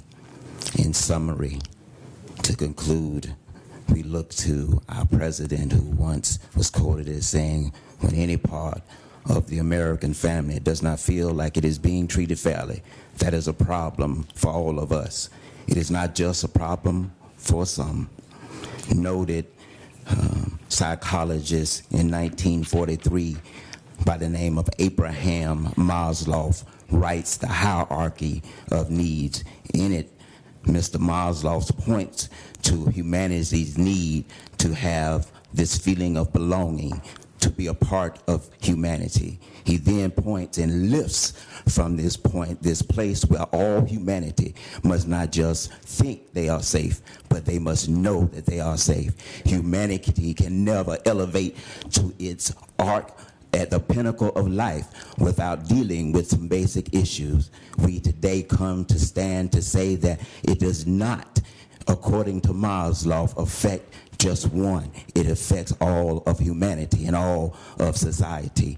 If there's something that prevents human beings from feeling safe, then we must scrutinize that. We must look at it. We must question it. We must affirm and make sure that the truth is being told, that right is elevated. Scrutiny cannot elevate that which is not right. It would only elevate humanity and society's need. And so today, we have come to recognize the fact that this particular situation must withstand public and private scrutiny. One purpose, one people, one faith, all speaking with one voice.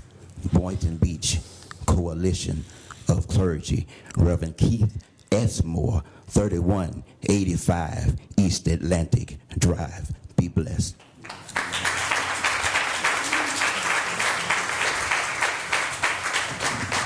Mr. Mayor. I'd like to address some things, unless you want to go first. Yeah, let me go first. You know, first of all, I would like to say to you all, thank you for your support tonight. It's not easy sitting up here, you know, when one person comes and thinks that you should be doing more than what you're doing and when you're doing the best that you can. I did not stand with the clergy because I'm on the dais, but I want the citizens of Boynton to know that I stand with you wholeheartedly. I represent you all. I represented you all when you put me up here. I stand with you now. I'm not backing up. My back is not against the wall. I am totally with you all 100%. I am only one vote, and I do endorse former Commissioner Woodrow L. Hay. I believe in doing what's right. Thank you.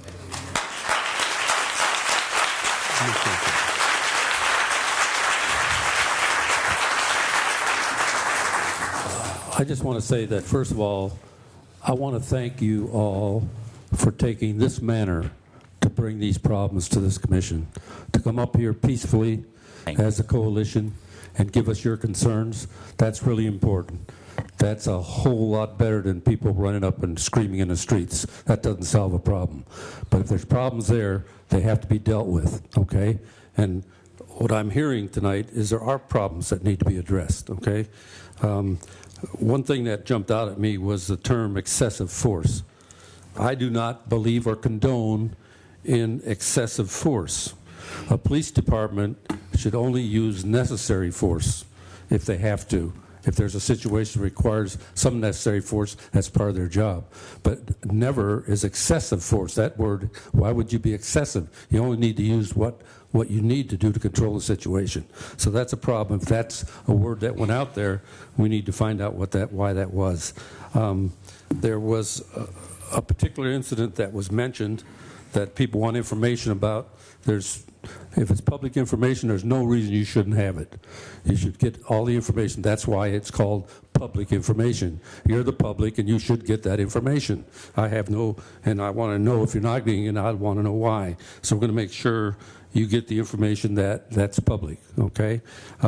Secondly, the word fear, that really disturbs me because I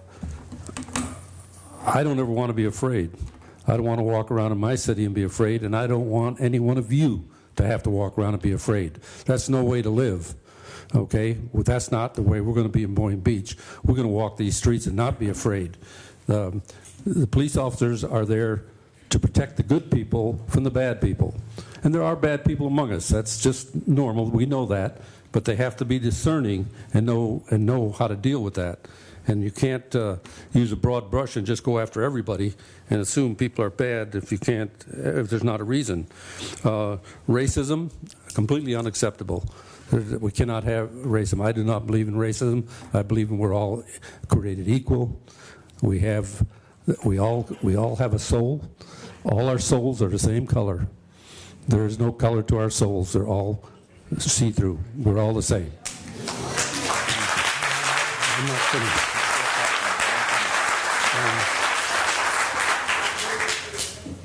There was some things that we heard about. I heard about the incident just like you all did. Some of you think there's a bunch of untruths. I wasn't there. I only know what I read in the paper and what we hear on TV and stuff like that. A lot of you weren't there, but people start talking and different things come out. We have to look for the truth. We have to find the truth, and I have a way I think we can do that.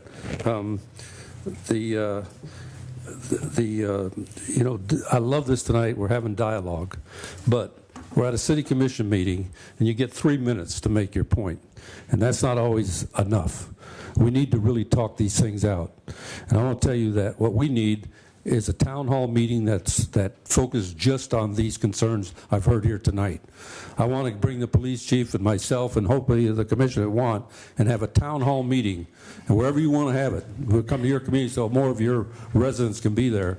I tell you, I've been to a couple of town hall meetings with the police chief, and unfortunately, I could count the people there on less than. I didn't need 2 hands to count them. But I know there's concerns out there, but sometimes people are afraid to come up and say it or what's concerning them. But we got to get over that. We got to lay it on the table. Way to solve a problem, you identify the problem. First you got to identify it, and then you can correct it. Okay, and I'm all for that. I don't mind identifying it and let the chips fall where they may. Okay, so I'm going to propose, I will talk with the chief and the city manager, and we will schedule that. And we'll schedule that in a time, we'll work with the coalition, a time where you think you can get the most people there, and we're not going to have any time schedule. We're going to listen to the concerns, and I want the police chief to tell you, there was questions about training. Let's talk about how our officers are trained. You need to know that. How are they trained, and what kind of training? In what areas are they trained in? I tell you, I was fortunate enough, I guess, everybody can't do it, I know, but I went through the police academy, and you get a lot of insight on how the police are trained and how they react to different situations. But, I think we have something like 135 police officers, and as you know, in any organization that big, and even your organization, it only takes 1 or 2 bad apples to make it look bad for everybody. But we need to ferret out those bad apples. If you want to have a good organization, you got to take out the people that are making it look bad, and that's what we got to do. We got to look at that. And so that would be my thing tonight. If it's okay with you all, I would like to go ahead and see about that, set up that town hall meeting, and let's discuss these things at more length that we brought out tonight and see what we got to do to correct them. If with your help, we can make it happen. And Mr. Mayor, excuse me, no, this in regards to the town hall meeting. Go ahead. Okay. In regards to your town hall meeting, I know I have been accused of not showing up. I'm not show up for things that's important, not for personal agendas. I do not show up for that. You all have my word. You set it up. I'll be there. Thank you. Okay. Well, first of all, thank you for coming this evening. Dialogue. Talk is cheap. I'm the district commissioner in District 1, but what I realized, I represent all people. And during my 2 years being a city commissioner, many of you have met me. What I've been doing is learning. It's easy to sit here and talk, but to get to know the citizens of a town and what they want and what they need is something else. Unfortunately, what I'm hearing from the clergy and the citizens of District 2 is an unfortunate situation. I'd like to continue, I will continue to be there for you as I learn and understand the good, the bad, and the ugly on what's going on in this city. So in summation, what I'm saying is, I've been on this learning curve. I had the pleasure of meeting many of you I'm not talking for the first time. I've been there, and I will continue to be there, and I hope to be invited into your homes and into your churches like I have been coming to continue to learn, and most important, not talk, but help. Thank you. Vice Mayor. Thank you, Mr. Mayor. You should all be commended the way you handled this tonight. And I'm embarrassed. I'm embarrassed for myself. As an elected official, I feel like I've had my head in the sand somewhat. I did not know these kind of deep feelings existed in the African American community. I really did not. I'm good friends with Woodrow Hay. I've called him my mentor in the past. He is our police chaplain. I hope that he'll be a conduit in the future. When these problems arise, they don't have to go so deep. We can get them while they're still on the surface here. With the mayor here, I think a town hall type meeting, we can air it out there. We get some policies and procedures in place here that's equitable to both the police and the community, and we can work on these issues. But once again, I commend you. Once again, I am embarrassed for myself for not knowing this. Thank you. Fitzpatrick. Well, as a white person, I can't really understand. I can't really understand racism because, you know, I'm not subject to it. Back in '73, I took a black history course at FAU, and we read about 10 books, and one of them was Black Like Me, where a white guy put on dye and went around for a few months and reported on his experiences. And I know racism still exists. This morning at Dunkin' Donuts, there was some guy blaming President Obama for something he had no control over. And that goes on every day. So I can understand that racism is soul destroying. And it's a lifelong problem, and I don't see that I think it kind of comes and goes, and right now it looks to me like it may even be on an upswing. And so for like talking, my mom made me be the first white boy to swim in Wilson Pool, and about the same time my wife's mom made her in Virginia be a freedom rider, took her to the back of the bus and drove down, and somebody threw a Coke bottle through the front window. So I understand there is a problem, but I cannot fully understand it because I don't live it. So I agree we'll do our best to work on it, but I just got to say, as a fire lieutenant paramedic, I drove the same motorcycle cop twice to Bethesda about 5 years apart when he got hit. And so when your best example, though, is a guy who intentionally swerved to kill a police officer and left him for dead in the middle of the road, I don't feel much sympathy for that person. I don't understand why the white guy in the back seat or whatever also is not in jail. I think that's a problem. But I would feel much better if some of those incidents you were talking about with clergy being stopped, if you would bring those date, times, and locations, I think that would make a stronger case. I will be part of any initiative. Thank you. Okay, we'll go. Who was the first speaker that was kind of head of the coalition? Were you the head? I know you all are part of coalition. Maybe Davis. make sure we have your name and number, and we're going to get that, direct you about setting up at the town hall meeting also. You can get the word out to everybody. And let's go after these problems and solve them. Okay? Thank you. Okie doke. The next will be, anybody else wish to address the commission at this time? Yeah. Yes. Just short. Mr. Mayor, commissioners, Pastor W.J. Aiken, New Day Fellowship Missionary Baptist Church.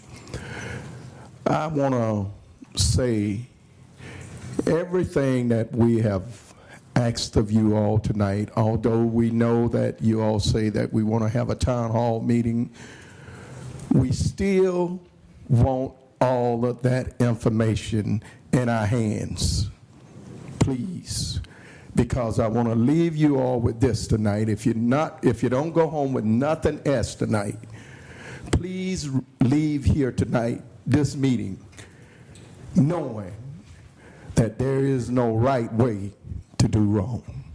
Amen. We're going to, well, let me address that. Yes, sir. The information, we'll find out whatever information has been requested. Is available. If it's already there and it's there, and if it's okay public here, we're going to release it. Sometimes there's stuff that they say you can't release because of certain investigations going on. We'll look at that and see if that's truly the case. We But understand. we don't decide that. It comes from outside. You know what I'm saying? You can't turn this loose. But anything that's public record, there's no reason for us to hold it back, and it'll be accessible to you. We understand. We accept that. Amen. Amen. And we also, while I'm standing, we also just want to say to my dear brother, Reverend Hay, that we stand in agreement with you that you be reappointed. Thank you. Amen.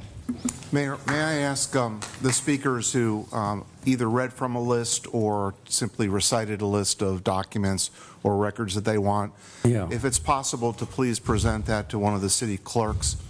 I'm not insisting upon that. We'll do the best we can from the recording. But if you have a list, the custodian of record will really appreciate that in putting the documents together.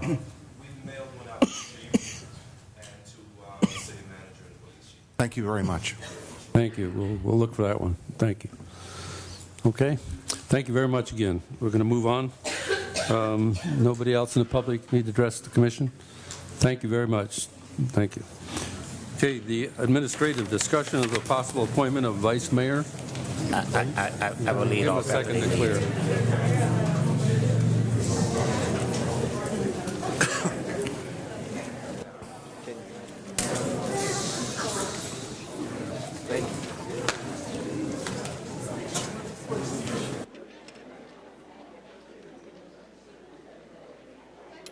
I heard there was some real thing, and I said, well, I hope they don't start riding the street. Just come tell us what's wrong. Let us give us a chance to, oh, yeah, I do. They said they're ready to explode. All right. You know, a lot of TV is firing a lot of people. Yeah, it was from him. They're getting them all fired up. So.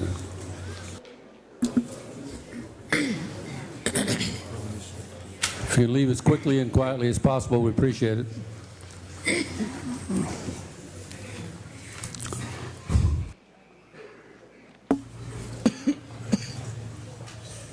Okay, I think it's quiet enough. The next item is discussion on the possible appointment of the vice mayor. And I'll tell you, I guess we all read the attorney's memo on this. Right. And the basically the way our charter and our other ordinances are written right now, a vice mayor is to be appointed right after an election. That's the way the charter says it now. I realize in the past I think we had elections every year, and we used to appoint a vice mayor every year, and we kind of rotated around so everybody get it. But I'm looking right now, unless the board has a different idea, you can't do that unless there's an election. So unless we change the charter, so that's kind of where we're at. Mr. Mayor, I have comments. Yes. Thank you. First of all, I was the one to request that we visit this. Okay, and I think I should be given the right to address this. Absolutely. There's been times that I have sat up here, I'm just saying the charter changed since I was up here the last time. I am not trying to be vice mayor, but when things happen and you don't know about it, when it's brought to your attention, then you follow what has been presented. The charter says one thing, and that's what we're going to have to follow. I am still in favor of Vice Mayor Costello, if he wished to continue to be the vice mayor for this city, since this is what the charter states. I'm all in favor of it. I just want us to follow what was there when I was there, sir. Thank you. I agree, and I never thought you brought up for personal reasons at all. I think you just thought we ought to talk about it. I had no idea it changed. That's great. Anybody else have a concern about this, or do you want to stay like we are and do it after an election? Is that the way the charter's written? As was pointed out, it's not clearly written, but that's the way it's written. So right, that's true. There's another place there that refers to annually at some place in their documents. But so when we do look at our charter again, which every now and then we review the charter, we need to correct that language at that time. So is that the direction we want to give? Okay, then, Fine with me. okay, so. It's fine with me. I'm just saying, when we do the charter, let's clean it up. I'm just clean up saying, that and action let so there's no Vice misunderstanding. Mayor continue to serve. It's fine with me. Okay, so, Mr. Casella, you'll retain the vice mayor for another year. Thank you. Okay. Discussion of commission interest in establishing community investment funds and policies governing such funds. I believe this had to do with the CRA refinancing? No, this wasn't the one? No. Oh. What is this one? Discussion of commission establishing community interest investment funds. yeah. Oh, I know what this is. In our budget, we budgeted $10,000 for community funding, which meant that each commissioner was going to be given about $2,000 to give to that they could give for a community, something that benefited the entire community. And I think the reason this is on here is I came to the city manager about it, and I knew there was money in there and that we had budgeted, and I had our mental health committee had come to me saying they needed some kind of financial help to do just the minimal things in their committee to make things happen, and I was going to see if I could give some of my money to that to get them going. And then they said, well, since we did that before, now that there's kind of new ethics laws and new things brought out, that the staff has said that they would like to write a policy on how we're going to distribute those funds, send it to the Attorney General. Inspector General. Inspector General. Send it to the Inspector General, let them review what we're saying in our policy, and if the Inspector General has no problem with it, come back to us, and then we could go ahead and do that. As long as it would come to the commission, you would have to say, here's why I'd like to do it, here's why I think it's a public community interest. So, as a commission, go ahead. Yeah. I'm appalled by this. To me, it's the public's money. If you look beyond your nose, what is this? This is politics, taking money to get votes. If there is money in the budget to give to different organizations, societies, associations, businesses, then let's budget it directly that way. To have it identified that I, as a commissioner or a mayor, is giving money to a charity or an event doesn't look good. I think that if we, as commissioners, mayor, want to give to an event, take it out of your pocket and do it yourself. I think you're misleading, you're misrepresenting, and I say it's a question of ethics. So if there's money in the budget, let it be. Give it to whatever society, again, I'm repeating myself, but not like it's not like it's coming from a politician individually and specifically. I think this is appalling, and I think it's ethics questioned. Mayor. Well, let me just kind of connect. That was thrown at me a little bit, I think, there. So I want to tell you, having the mental health committee trying to do the job to help people in our community with mental health problems is no way for me to try to get votes. I don't know where that came from. That had nothing to do with That's you. what you said. I never designated the health committee. I spoke generally about the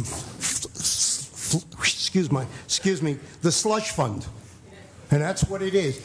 It's not you, it's not me, it's not the other commissioners. It's the premise, it's the idea, hey, I gave you. You want to give it out of your pocket. I also question the fact of the Mental Health Society. It was something, as far as my understanding was, it was a wonderful purpose to help people, but it was not designed to be government funded. If it is meant to be government funded, then it should be an issue that should be discussed. Again, I say, I am not against giving money to the citizens or to different organizations, but don't make it look like it's coming from a politician, and it does look like it's getting a vote. I beg to differ. Mr. Mayor. McCray. Thank you, sir. This is another one of those issues. When I said before, years before, we was given a budgetary amount, and we was able to do with it whatever we wanted to do. And until the Inspector General came along, this is when everything else started changing. And I'm just saying, let's do the policy, send it up. If they said that, we are not in agreement, then we can't do it. But I'm just saying, this is nothing new for those of us who have said before. For the newcomers, this is something new for you, sir, but we did this before. No, it's not new. Sir, I didn't interrupt you. When I said here before, many years ago, this is what we did. We had funds that we can go out and have baseball teams, anything. I'm just saying that we wasn't trying to get votes. We was helping those individuals who came to us and said, if you have any funds, can you all assist us? And that's what we did. Thank you. The past is a learning process. It doesn't mean it's right. You can't answer him. Yes, Vice Mayor? Because this ties in beautifully with my point here. This account hasn't been funded since 2009. At that point, it was up $50,000, $60,000, but times were good. The times good. This discretionary type of funding has been scrutinized by various oversight boards, and then even the public in recent years, and it has been referred to as a slush fund. And what's going to happen, in my opinion, is that we're going to have 5 commissioners up here, and we will all be vying for the same limited dollars, in which could result in complaints of unfairness and favoritism. Just probably what little flavor of what we have going on here right now. Me personally, I know we have the $10,000 in this fund for the 2014-15 budget here.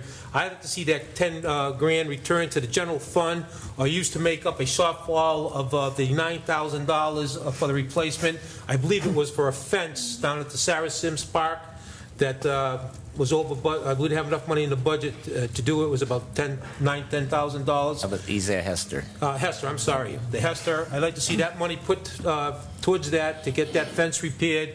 And I'd like to make a motion to reject funding for establishing community investment funds, the CFI, in the future. Second. Motion second, but I have discussion. Fitzpatrick. This, about 18 years ago, I think this was my idea because... 18 years ago? Yeah. Don't worry about the past. It was when we were building the playground, I went and lobbied the county commissioners, and they had this slush fund, which was like, I'm not sure, perhaps Mayor Taylor could point out the exact number, but I think it was like $150,000 per county commissioner. So I came back and told Bruce Black about it, because the problem is, one of the problems with being a commissioner is you have very little control of anything. So it's nice to be able to say once in a while, I helped do that. So I told Bruce Black about it, and I think he's the one that got it instituted at Boynton, and he used, I think it was like, I'm guessing 10,000, and he used 5,000 of it for the clock that's out on Ocean Avenue in front of the Children's Museum.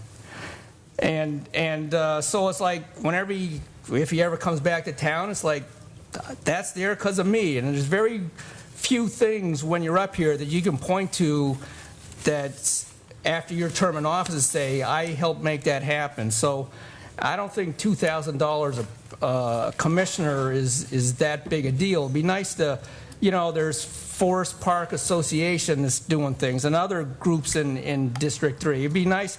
I mean, it's such a hassle to get anything through this commission that it would be nice to be able to have a little bit say, I don't have to, clear it with anybody. Just do it. So I don't see a problem with $10,000 spread out among 5 people.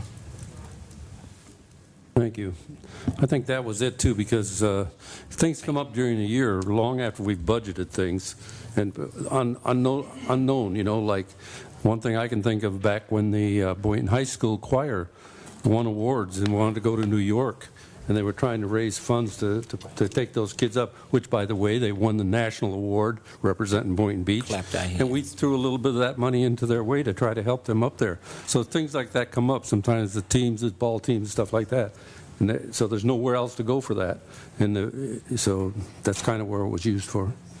The intentions are great, but I think it's a slippery slope that I don't know. I don't know if this commissioner would want to get on. Well, that's why you have to come back to the commission to do it. Let's say that I wanted to say, gee, I can give you what great work I think this mental health committee is going to do and help some of our citizens. I'd like to contribute something to it. Y'all can vote it down. Really? Oh, yeah. It has to be approved by the commission. Right. All right. each one of us would, your thing would, you couldn't just go out and say, I can't just say I'm going to give it. You say, we don't think that's a community thing. We vote against it. So what's the purpose of having this when you have to do that anyway? You have the money, bring it up, the idea, and then vote on it. You're saying the same thing. You're just making it fancier. You're just saying to a group, hey, I visited you today, and boy, you guys are great, you girls are great, so I'm going to the commission to get your money. Well, guess what? You look good. If it's voted down, you still look good. The idea that you're doing it individualistically is wrong. It should be done as a group. We're a group here. We need 3 votes. Do it the same way. Don't make it individualistic. Make it as a group effort. Commissioner McCray? Right. I think that people are still missing the point. We said that we want to send it up to the Inspector General, the guidelines that we set, and let them view it. And if they said that Boynton do not do this, then we will not do it. That's all we're saying. We just want to get guidelines. We're looking for guidance. That's all we're looking for tonight. Okay, there's a motion not to create the policy and send it to the Inspector General. There's a second. All in favor of not doing it, say aye. Aye. Aye. All opposed? Nay. Nay. So the motion fails 3-2. I'd like to make a motion. Go ahead. That we do the $10,000. Well, the 10,000 is right there. It's just a matter of, do we want to make a policy and send it up to Send it up to the Inspector There's a General. motion to do that. Is there a second? I'll second it. Motion is second. Any discussion? Discussion would be that that 10,000 will sit there until we get a official back from the IG. Yes. That's Okay. correct. Yes. Yeah. All in favor? Aye. Aye. All opposed? Oppose. So the motion passes 4-1. Okay, review applications and apparent citizen member to the CRA board for a 4-year term expiring in March of 2019. There's 2 ways we can do this. One method is you've been given a form with the 1, 2, 3, 4, 5, 6, 7 applicants. You can rank them how you would like going from 1 through 7. Whoever, in other words, your first choice would receive a 1, your second choice a 2 and on, your last choice would receive a 7. Then we would pass them down, the clerk would tally them, and whoever got the most 1s, I guess, would be the person, if we got enough of them. Have to be at least 3 1s in order to be appointed. The other way to do it, there's a second method to do it, would be just to open the floor for nominations, and each commissioner would have an opportunity to make a nomination of one of these people they wanted to, and then we would, after all the nominations are made, I would close that and we would vote on it. Which method would you like? What about Mr. one Mayor. more point? Let him go first. Okay. I offer a motion that we open the floor up for nominations. Okay. Is there a second to that motion? Open up the nomination on the floor? If this fails, we're using the ranking system? If the nomination if fails. they don't get through. If that don't go through. Is there a second? I'll second that. I don't mind opening it up to the floor. Go ahead, up discussion. No second. I think one thing's lacking here. What's lacking here is the candidates. The candidates should be able to talk and say who and what you are. That's how we know about each individual, the 7 individuals. The advantage right now is for the incumbent. Some of the people who put their names in, I've not had the opportunity to listen to or speak to. Some I have. So I think that the procedure should be that the candidates stand up, be counted, and say, hey, I am she or I am he, and then we have a true evaluation or a true beginning. I think also, since we waited this time, and since we have this, I'd like to postpone this till the next meeting, so we get that chance and let them come before us, each one of them. I see a woman there, I see a man there who has their name in the hat. Do we know who you are? Do we know what you represent? This is just voting. Yes. We got a resume, we got a summation, but we have not heard the articulation of what they've done coming personally from them to see if they're a true professional at what they did. Last year, there's a woman named Linda Cross. Her credentials were extreme, far and beyond the call of duty as far as intellect and ability. There's other people there from this list that I've read also may be qualified as that. So right now, to vote for these people without knowing anything about these people, except the incumbent, and I'm using that term, I think is foolish. There was a motion. We have a second. All in favor of having open floor nominations, say aye. Aye. All opposed? Opposed. Nay. Aye. So it passes 3-2. 3-2. Okay, so what we're going to do is open the floor for nominations. Anybody like to make a nomination? Yes. Wait, excuse Vice me. Mayor? Did we reject this, the count system? Yes. Mr. Mayor, just a question. If the first individual gets the 3 votes that he needs or she needs to be appointed, everything else becomes moot? Yeah, that's right. All you need is 3 votes. So, and what I'll do is, there's a couple of ways to do it. I'll see how many nominations there are, and then as they're nominated, I'll write them down, and I'll call for the vote on each one of them. As if the first one doesn't get 3 votes, we go to the second one will go to third, fourth, however, until somebody gets 3 votes. Okay. Okay. Anybody want to make a nomination? Mayor, yes. Yes. Okay. I'd like to make the first nomination. I'd like to nominate Woodrow Hay to remain on the CRA board here at the City of Boynton. Any other nominations? Yes. I'd like to nominate Linda Cruz. Okay. Any other nominations? I'd like to nominate James Dvorsey. Dvorsey, okay. Any others? Hearing none, we'll close the nominations, and I will call, as they were nominated, I'll go down the line. Is there any discussion? If you want. Okay, yeah, I'd just like to say that if you don't know who these people are, I had interviews with 2 in the last 2 days, and I know several fairly extensively, so I don't feel a need that we had to wait. If you wanted to be prepared, you could be prepared. If you weren't prepared, today's the day. And I'd just like to say I was pleasantly surprised and that there are a lot of good qualified people that want this position, and I just hope that there's only room for one and that there will be other opportunities and that they will stay involved in helping public service in Boynton Beach.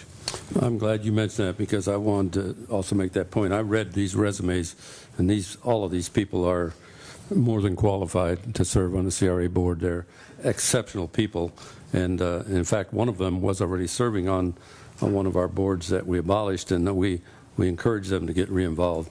And I will tell you that tonight I have 9 boards and committees with openings, regular and alternate appointments. I have nobody to nominate, 9 of them. So only one of the 7 will be selected tonight, but for the other 6, I want to tell you, we want you to be involved in this community. Please take a look at them others. If you don't get this one, please take a look and see if there's another way you can be involved in this community, because there's a whole lot of talent. I read your resumes. It's a whole lot of talent out that the city could use. We'd love to have you aboard. I'd like to comment, please. Wait. I'll call you in a minute. Okay. Vice Mayor? I'd like to just piggyback on that, Mr. Mayor. I've read all these resumes, and I paid particular attention to the question 12, which was stating that give us 3 problems that you see in the CRA, and I put a lot of weight on that. And like yourself, Mr. Mayor, every single one of these applicants is qualified. At some point, I would really like to bring up maybe making the CRA board, once again, made up of civilians. We get quality candidates, like these resumes are saying here. I would have no problem making up the board of CRA of people of this quality. I think it would take the politics. It would take the politics out of the CRA. It's tough to wear 2 hats. It's tough to wear a commission hat and go into a CRA discussion being an elected official. It's a tough thing to do. I would really like to have that discussion at some point, Mr. Mayor. And once again, I commend all the applicants who put their names in. Marker? Okay. I want everyone, I can't speak to the audience, I'll speak to myself. When I listen to everyone speak, a word comes forth into my mind, into my heart, and into my soul. The word is called change. And every one of you who applied are wonderful. If that's the case, and what is government all about? It's about change. Change of the heart, change of the soul, and change of new information that's being put forth. People who have served have done a good job, but there comes to a point where you're saturated. You're saturated where you have no longer new ideas. That's why this group here, once upon a time, they believed in term limits. Yes, it happens to an elected official, but it also happens to positions of leadership. How long does someone stay there? What new ideas do you need? So if you, the audience, have listened to what everyone up here is saying, they want change. Is it true or false what they're saying? That's what has to be determined right now. Are they talking forked tongue, or are they talking honestly? Change is after someone has been here for a long period of time. Let's have change. Okay, we're going to call the first nominee. One more comment. Oh, I'm sorry.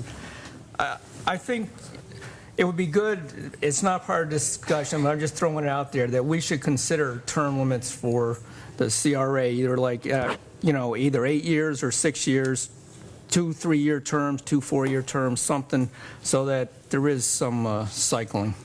Okay. All right, Mr. I'm Mayor, going to call the first. Right before you go, to what Vice Mayor Casello said about, make the CRA board go back to civilians. Yeah, thank you. I was one of those when it was up here, when it went from civilian to the board that they established. I voted against, establishing this type of board. I felt the civilian was doing an excellent job, and I am totally with you, sir. We need to go back. Okay, I'm going to call the names of those nominated as in the order they were nominated. All in favor of returning Board Member Hay to the CRA board, say aye. Aye. All, 1, 2, who said aye here? 3, 4. 4 to 1. That ends it. Hay's been renominated. Reappointed, I'm sorry. Reappointed, not renominated. May I say something, not on this subject, but slightly on this subject, that was brought up by Vice Mayor Casello and Commissioner McRae? Thank you. The idea of changing the board from what it is today to all citizens, personally speaking, I think what we have now is very good. However, my mind is not closed to another idea. I think, again, the problem is, just like what happened now, change. Researching the change, talking about it. The problem with this form of government is we talk about something once, maybe twice, and we think a decision has to be made. The idea of changing a form of government, the CRA, to something like that is foolish. It's research. It's understanding the people who are part of the CRA board and also the people who work on the CRA. I don't think a simple decision can be made. I think we have to evaluate what has happened, what hasn't happened, and I think that takes time. To change the CRA board, we, as commissioners or board members of the CRA, should do a lot of homework and research. And the idea remains to be seen. But right now, it is what it is, and let's move forward with it. Go to the consent agenda. Item B was pulled. I believe Fitzpatrick pulled it. For approved conveyance of 913 North Seacrest Boulevard from the CRA to the city for the future expansion of Sarah Sims Park. Well, back in March 12, 2014, I made the motion that we purchase this, and seconded by Commissioner Merker, and it passed unanimously. It was valued. We have an appraiser by Douglas S. Whitney, who appraised it at $18,000. We paid 2.5 times the appraised value for $45,000. It's 0.23 acres. That works out to $195,000 per acre. Now, if we can't afford to pay less than 20% or $21,000 per acre for a lakefront park, there's no way we can afford 9 times that amount for a bulldozed lot. It's will cost $1,800 per year to maintain, and we are losing commercial taxes because it was a commercial site. So there was Seacrest Boulevard frontage. So if we can't, so the bar's been set at a higher level to buy parkland. So I'm proposing we move this back to keep it with the CRA and market it as a commercial site.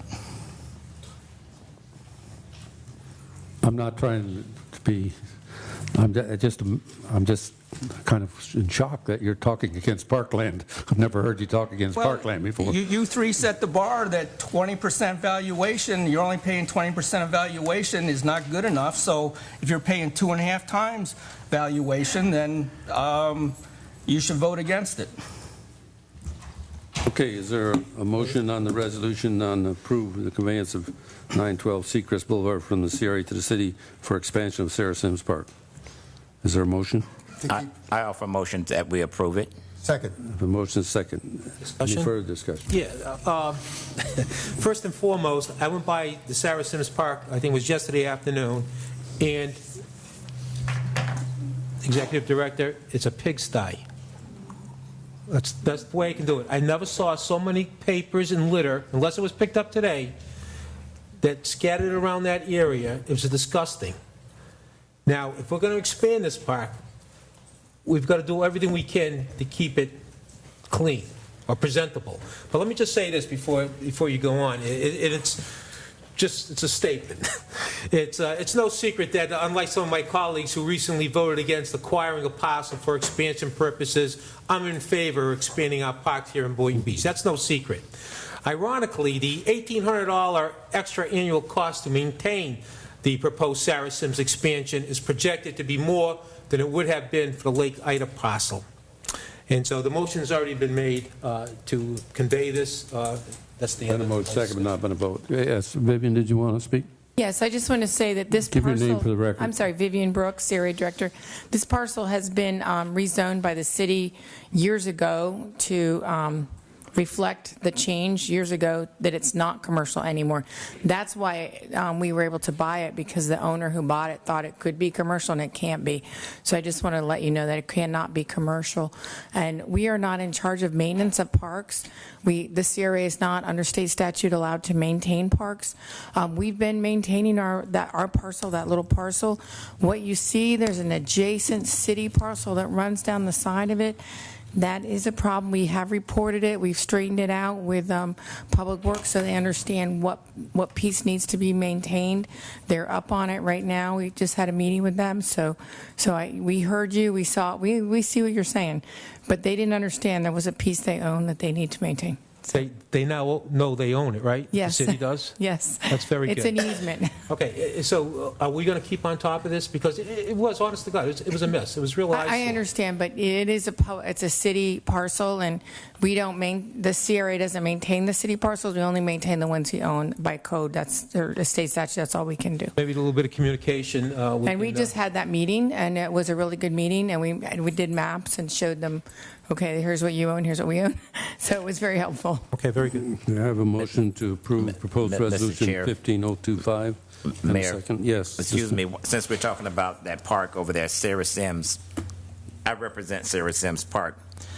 I went over there Monday, okay, and I seen the litter, I seen the debris, I seen it where everybody, like, they missed the trash cans. I do know how they misuse that park. I am aware of that. We need to educate those individuals who use that park, and when we have our town hall meeting, Mr. Mayor, that should be one of the things that we should bring up before the clergy. That is, to let them know what we are trying to do with Sarah Sims Park, and that we expect them to tell their congregation that we do expect them to help us keep it clean. That's a good idea. Okay, I have a motion and a second. All in favor? Aye. All opposed? Nay. Show the motion passes 4-1. Bids and purchase over $100,000. Approve change order number 5 for Mancon Inc. for the Central Seacrest Corridor Utility Improvement Project in the amount of $120,009 for additional sidewalks, which will be funded by Public Works. Is there a motion? So moved. Second. Motion second. Any other discussion? All in favor? Yes, there's No discussion. discussion. No, okay. I would like Hi, Colin. You're already walking up. I'd just like to know why the cost overruns. I think I know, but I think the public should know. Yeah, this change order is for additional sidewalks that were not included in the original project. Public Works, a budget is approved for Public Works to add sidewalks in the city every year. They have a lump sum of money. It made sense to just add them in this project where there were gaps in the sidewalks throughout the neighborhood. So we had good pricing with the contractors already working there, so we're filling in all the gaps from the center of the neighborhood out to the major roads, so you have a continuous sidewalk. So this change order is just strictly to take that money out of Public Works that's already been budgeted for sidewalks and use it on this project. Colin, since you're up there, give us the address, please, for what section of town is this money being spent in? This is Central Seacrest Corridor Neighborhood Improvements. It's from Boynton Beach Boulevard south to Southwest 6th. West border is I-95, and the east border is Seacrest. And it's the neighborhood improvement project. We're upgrading all the utilities. Thank you. And that is in the city of Boynton, located in District Commissioner Fitzpatrick. Not that I'm trying to be picky, but I'm just saying everything is not going to District 2. Thank you. If you want to count dollars, we will. I have a motion and a second. All in favor? Aye. Aye. All opposed? So So the motion is unanimous. Proposed resolution 15029, approve the property and casualty insurance, general liability, and automobile liability insurance and workers' compensation insurance program renewals, and authorize city manager to execute required documents for the policy year 4/1/15, 3/31/16. Is there a motion? So moved. Second. It's item B under bids, around the bottom there. I have a motion and a second. Any other discussion? All in favor? Aye. Aye. All opposed? So the motion unanimous. Takes us to public hearings. Item A, request conditional use and major site plan modification approved for a pet care, boarding, and daycare facility in existing 7,700 square foot tenant space, including conversion of 9 surplus parking spaces into a screened outdoor dog run located in Shops of Boynton at the northeast corner of West Gateway Boulevard, North Congress Avenue, with the C3 Community Commercial Zoning District. Is there a motion? So moved. Is there a second? Discussion.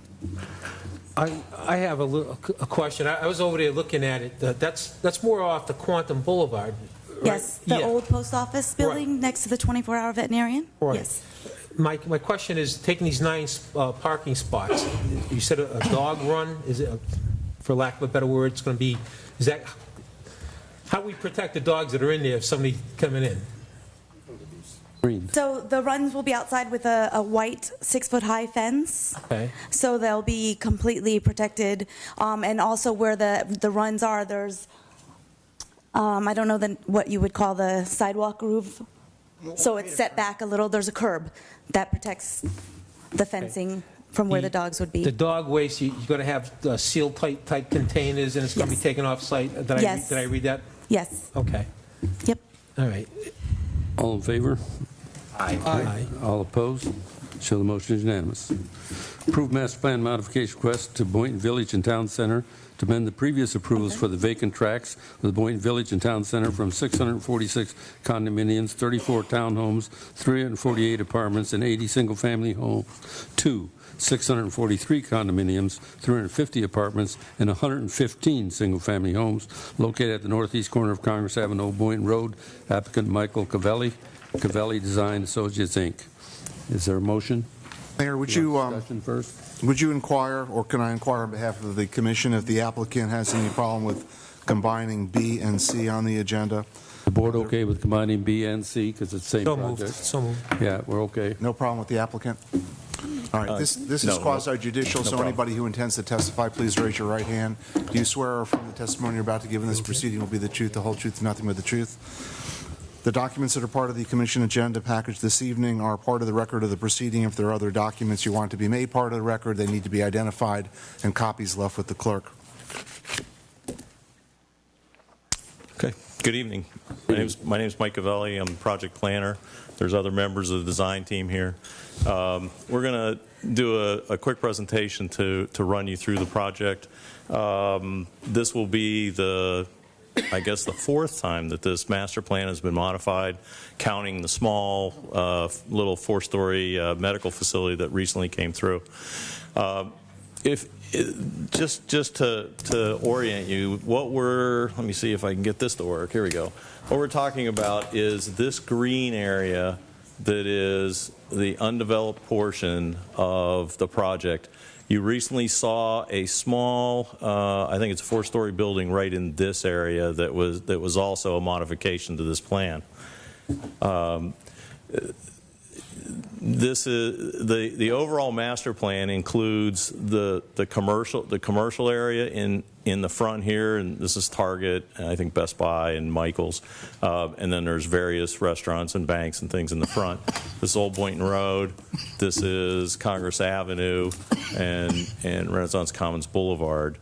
Looking at it from looking to the west, you can see the relationship between the surrounding neighborhood, and that's the mall in the distance. The current master plan looks like this. And a few years ago, we came with a change to the master plan that included these areas. If you remember, all of this colored area originally was townhouses, and there was a park down in this area. This is the current master plan. The attempt was to give some diversity to the units rather than this all being townhomes. And currently this is a single family parcel. The park was moved up so that you could take advantage of it interacting with the lake. And then these were apartments in this area and some townhomes in this area. These were not included in the modification to the master plan at that time. Those were 6-story, 75-foot high buildings that were approved in the first master plan and were not touched in the last go around. In the project before you tonight looks something like this. And the change is that we now include the area that had the 6-story buildings. These are still 6-story buildings. They're not as tall as the previous buildings.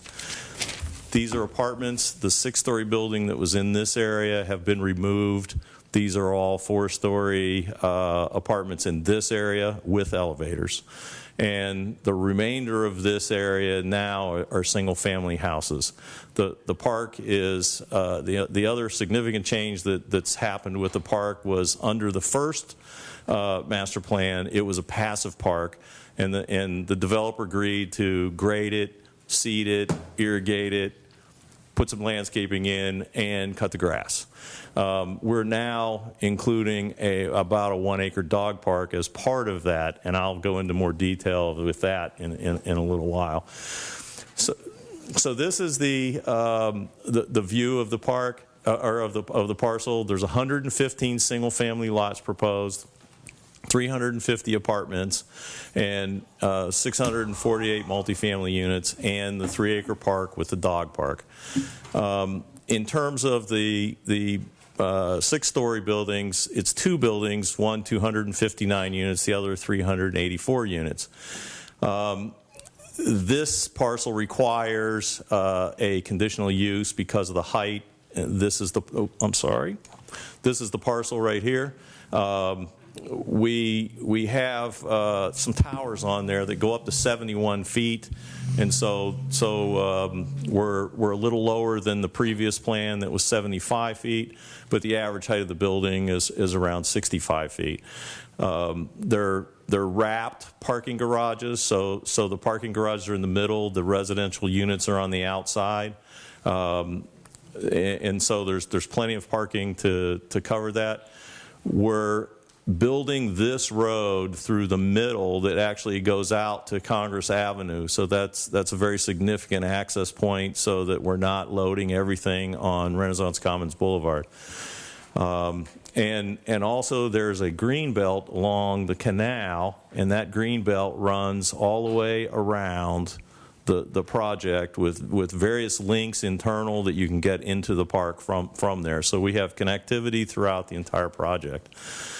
This is what the buildings look like, and the sketch below is to scale indication of what we've done. We've moved these buildings back away from the bank, and there are a couple of layers of landscaping in between here. This would be the green belt, and then there's landscaping along the front of the building.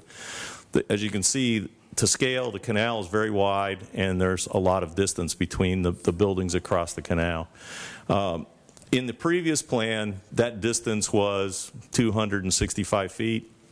In this, it's now 280 feet. So we've pushed the buildings back farther in this area. The next parcel would like to give you a little more detail on are the 350 apartment units. That would be this area right here. They're 4-story buildings. They have elevators, which I think is a significant change from a lot of the apartment buildings you've been seeing as 3-story walk-ups. The elevators are very significant in as much as it opens the market to all age groups. It's not just the people that can get up and down the steps. So we think that but by going to the elevators in this, it really gives us a much better market in terms of people that can use this facility. This will be gated off Renaissance Commons Boulevard. There is an emergency access that connects between the single family and the multifamily parcel, so that we can meet those access requirements. And again, the greenway runs around the property. It's 25 feet here and 40 feet here, and then connections come through and around the lake to utilize the park. There's a recreation center that's very extensive. It has a large pool, deck area, tot lot, a lot of amenities interior, and it's a very attractive building. These are the buildings that will be in here. I think another significant thing is there's 14 garages in the bottom of each of these buildings. So there are parking that are not only surface parking, but there's also garages available for parking in this project. This is a representation of what you would see from across the canal in terms of the greenbelt landscaping and then the landscaping on the building. So you can see the buildings will be significantly screened. And again, we push the buildings. Remember, the previous plan, there were 6-story buildings in the middle of this parcel, and those have been taken away. Those buildings were 265 feet away. They're now 335 feet away. They've been pushed back significantly with the greenbelt in there. And then let's look at the single family. There's 115 single family units. This is also a gated community. There's a rec facility within it, a large green belt that runs along Renaissance Commons Boulevard that actually ties into the park. So you have connectivity. There's green belts that run around the perimeter of the property and through the property that give you connectivity throughout to the park. I think we figured out that if you wanted to go jogging around this part of this, it's a little over a mile within your own community. So it's a very nice facility that you can use. These units will be 2-story units, 2-car garages, with the garage doors pushed back in the elevation with porches pulled out. We did a 50-foot road right-of-way within this neighborhood, and we think that was really significant because the goal was to create a really true streetscape in terms of having the ability to actually put real trees along the street, so that both sides of the streets can have trees, and you won't have conflicts with utilities because we've actually planned for it to be that way. So between having the wider right-of-ways, the street trees, and the buildings where the porches push out to the street, we think the streetscape in this will be very unique. The other thing that we did was in the original master plan, this lake was the only lake. We've created another lake so that if you look, a lot of these lots are on the lake. These lots are on the lake. All of these lots are along the greenbelt in the canal. These lots in here are along the greenbelt, and there's a buffer on Boynton Beach Boulevard for those lots. So there are some very nice lots within this community. In terms of the setbacks, the previous plan had 272 feet across the canal from the single family. That hasn't changed in this scenario. But the significant thing that changed is the previous plan had apartment buildings lined up along this area, and you can see the single family across the canal. We now have extended the single family all the way down through this side of the area, where you see it's a significant change in terms of the look of what you see in terms of single family across from single family for the most part. These are what the units would look like. And again, you see where the garage door is pushed back and the porches are pulled out so that the streetscape reads as porches and not garage doors. And there's a lot of variation in the planes of the buildings. They're not just boxes. They're very interesting.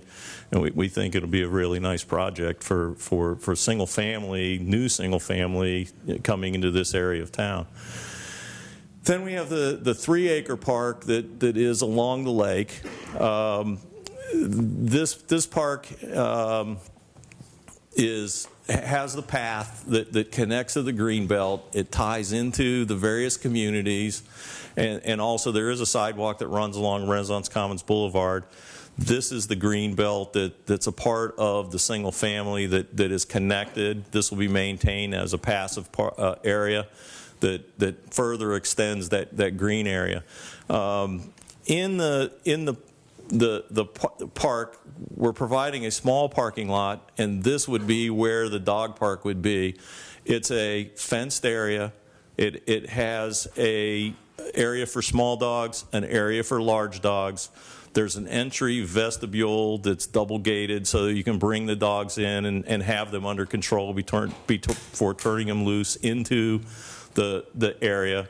There will be watering stations in the corners of this area, so we're bringing water into the area so that we can do those facilities along with waste facilities also.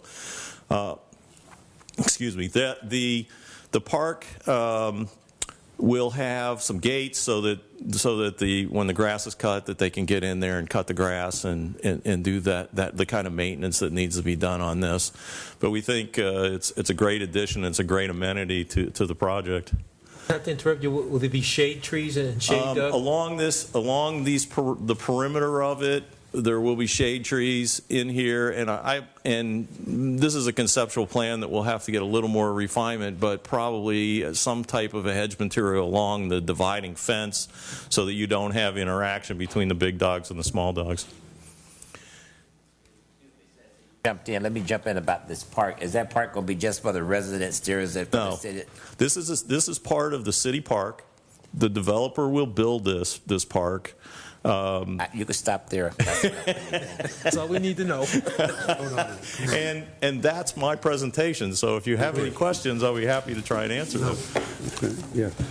Thank you, Mr. Philly. You've made some great changes there, and I'd like to just a shout out to the developer. Was it Morgard? Morgard Developers? It's the owner of the property is BlackRock. BlackRock. And we're working with John Markey's group on the development of the project. Okay, it's great, and a big thank you to our P&D board up there, Planning Development, Nancy and her staff. I know this has been years in the making.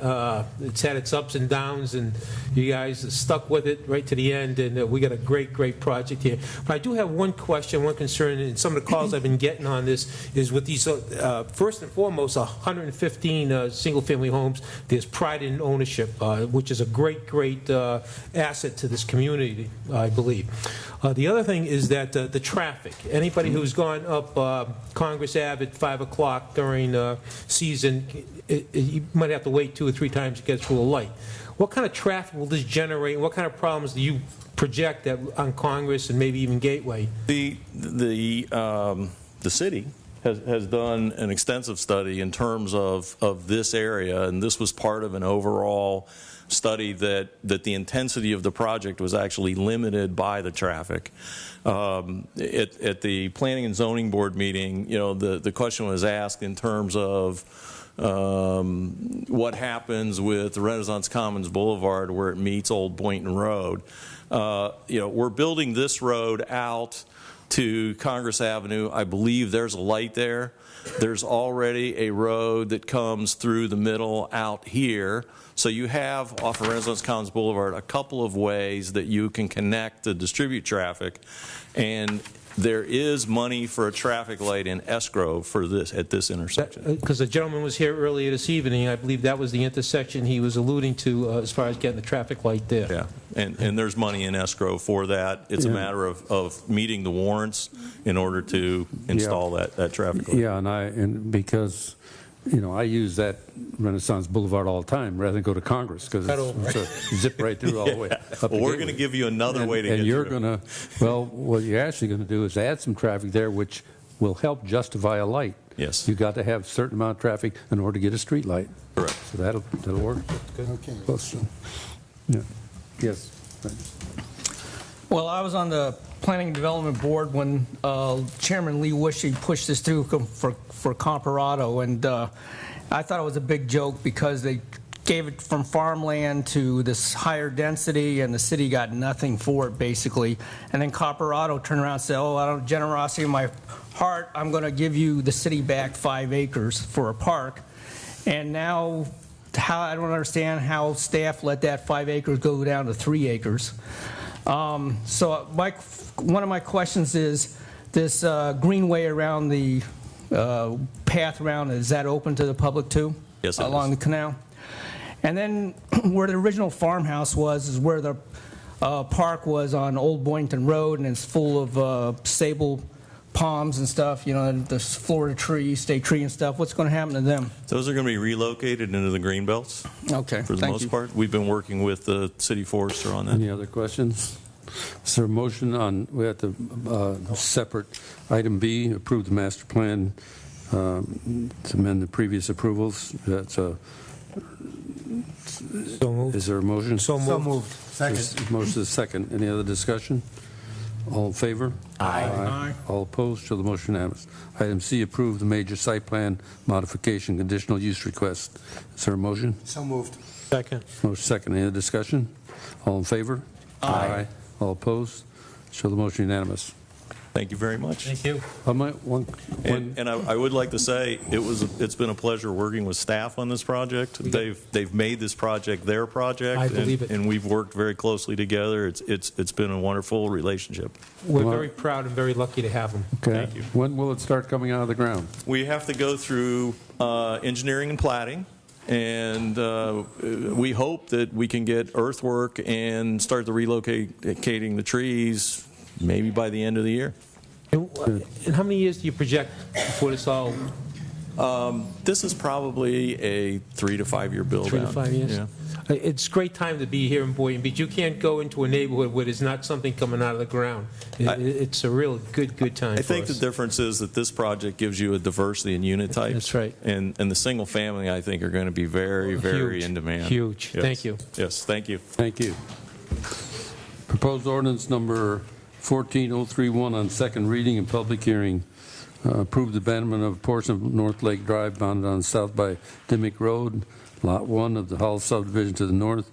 Subject right-of-way to be abandoned is 40 feet wide and extends the distance 135 feet, containing 5,402 square feet, .1240 acres. Applicant Dodie Buckmaster Glass of Gentile Glass Halloway O'Mahony and Associates, Inc.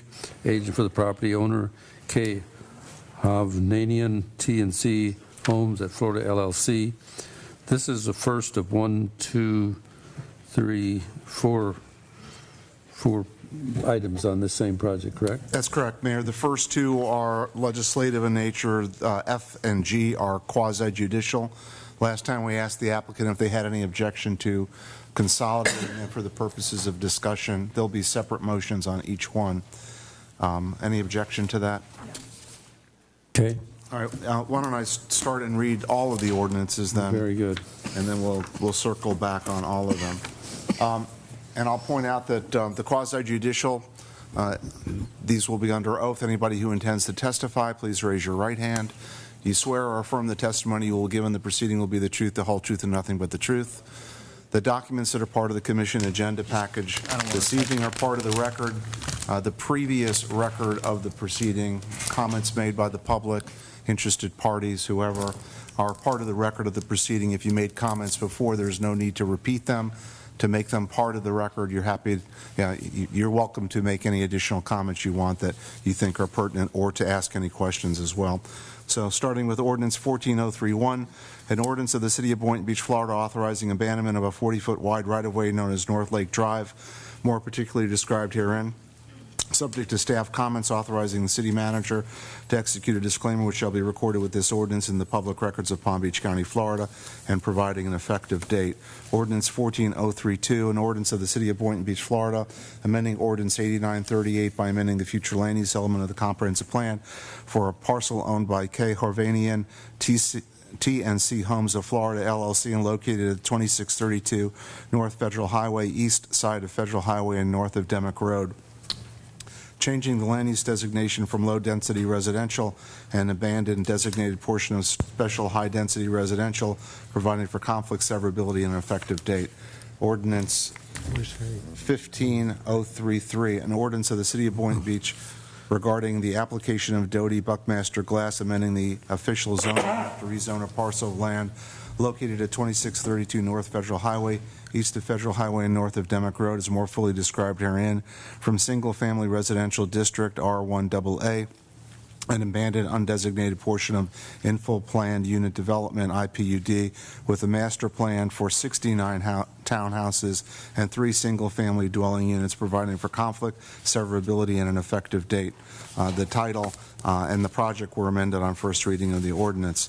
Ordinance 15034, an ordinance of the City of Boynton Beach, Florida, regarding the application of Doty Buckmaster Glass, amending the official zoning map to rezone a parcel of land located at 3632 North Federal Highway, east of Federal Highway, north of Demick Road, is more fully described herein, from infill planned unit development IPUD with the master plan for a marina use to infill plan unit development IPUD with a master plan for 69 townhouses and 3 single-family dwelling units, providing for conflict severability and an effective date. That title additionally was amended on first reading and is reflected now. Those are the 4 ordinances. Applicant. Vice Mayor. Okay, I think I've reached out the sensitivity of once this construction starts, as far as the way the construction equipment enters and exits the property itself. Also, there's some concern where the sales office might be located. The farther away from the lakeside neighborhood, we're trying to be good neighbors here. So if you're sensitive to those issues, that's great.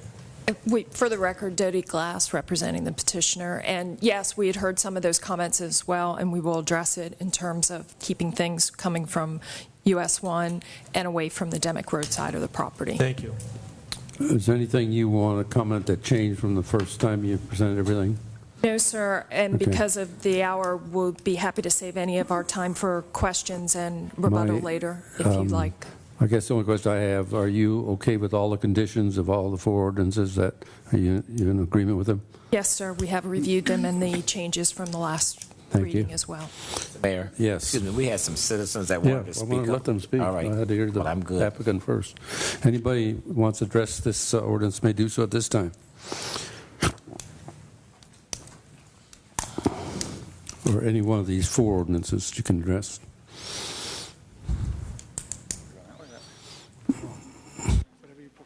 Either one. This one.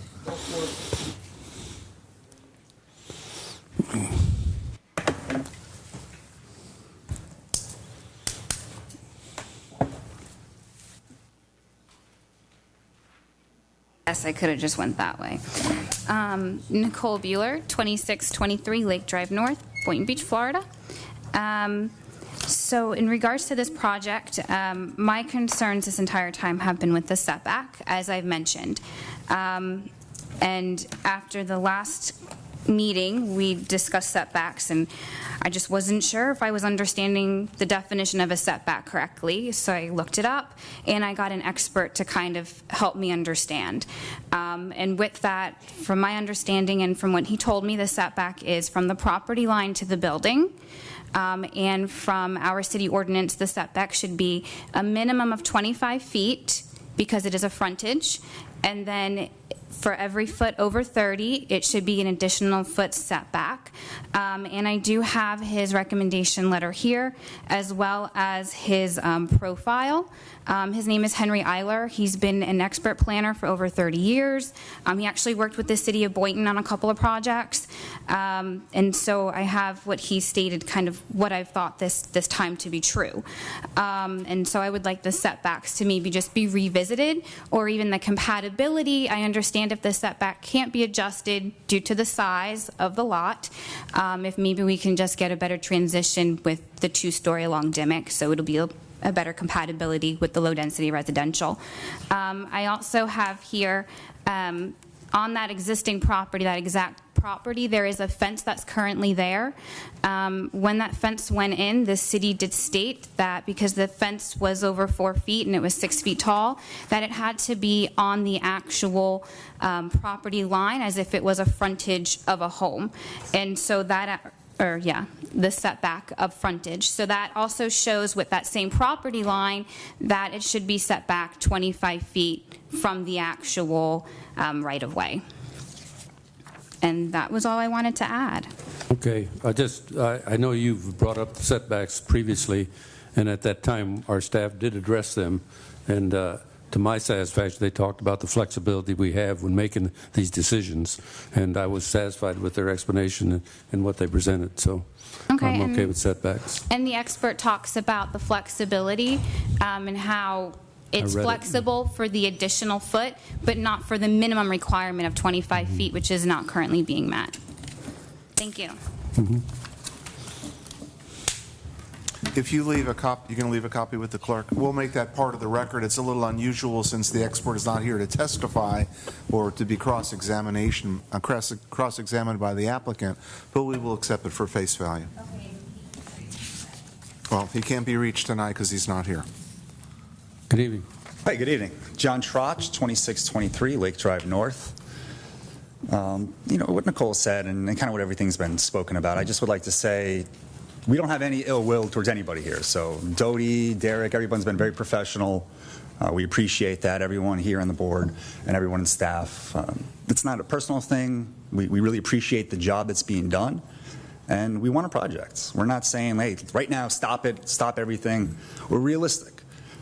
But what we do know, and what you brought up, was that these setbacks were addressed at last meeting. So if I could just rehash, I believe what the director of planning and zoning had said was that as it stood, if it was verbatim, yeah, it should be 25 feet from the edge of the right-of-way and an additional foot for every 30 foot above there. He said, as it stands, yes, that's what it should be. However, he's not about that. What he was looking at was boundary to boundary. And within that boundary to boundary distance, it covered this additional space. So I just want to illustrate this a little bit. Boundary to boundary is the span from a property line to a property line, and the street goes in between. Boundary to boundary is the right-of-way.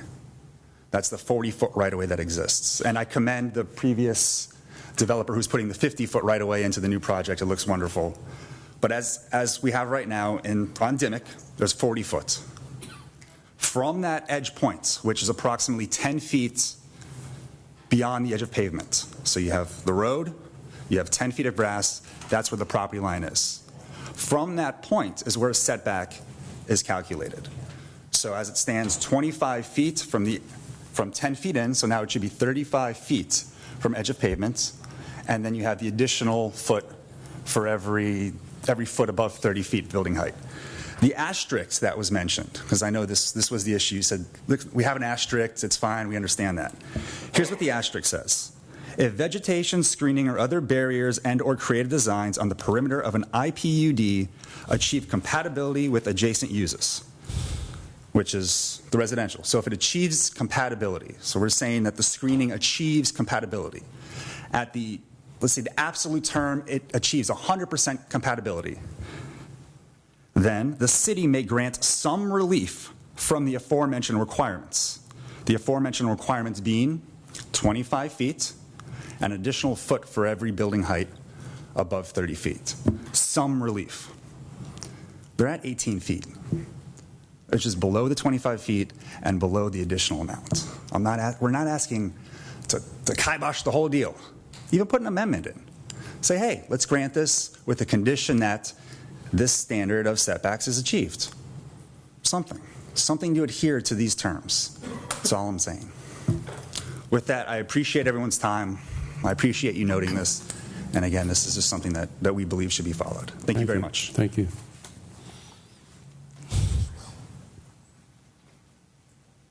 Hello, good evening. My name is Jason Evans. I represent Lakeside Gardens. I've been before you many times before. I'm here to state the objections to the application. The concerns are the reversal of the February 3rd vote, as well as the overall fairness of the process. The issues here are varied. The first one I want to go over is the application itself. Land Development Regulation Chapter 2, Article 2, Section 2B and Section 2.D.3 of the Boynton Beach Municipal City Code require criteria to be examined and reviewed in trying to get a rezoning, and that's what the applicant here is trying to do. The issues that we have is with regard to data and analysis, which is required. We had an expert come up here on February 3rd with regard to the application and comment that real estate prices were going to be real estate values were going to be affected of the adjacent owners to Lakeside Gardens. Within that criteria that I just mentioned, there's a statement that says that you can't build for the benefit of the applicant to the detriment of the neighboring property, because that's where people's values are with the zoning and their reliance on the zoning. And the expert who testified addressed that point, and he made the opinion. He was of the opinion that this would in fact greatly affect the property values of the community. When we compare that data and analysis versus what the application itself has, there's quite a contrast, because the application just said there was a one sentence, no data, no analysis, no numbers. It just said that the real estate prices will not be affected. And that's a concern because it's not what the application should have. It's a reason you modify an application, come back and bring the data that you're supposed to have. Another issue is the traffic study. We haven't seen one. And we think that it's a concern because of the 69 townhomes that are now proposed with the three homes as well too. So you're going to have quite a lot of families moving out in the morning and moving out at the end, and there's not going to be a traffic light.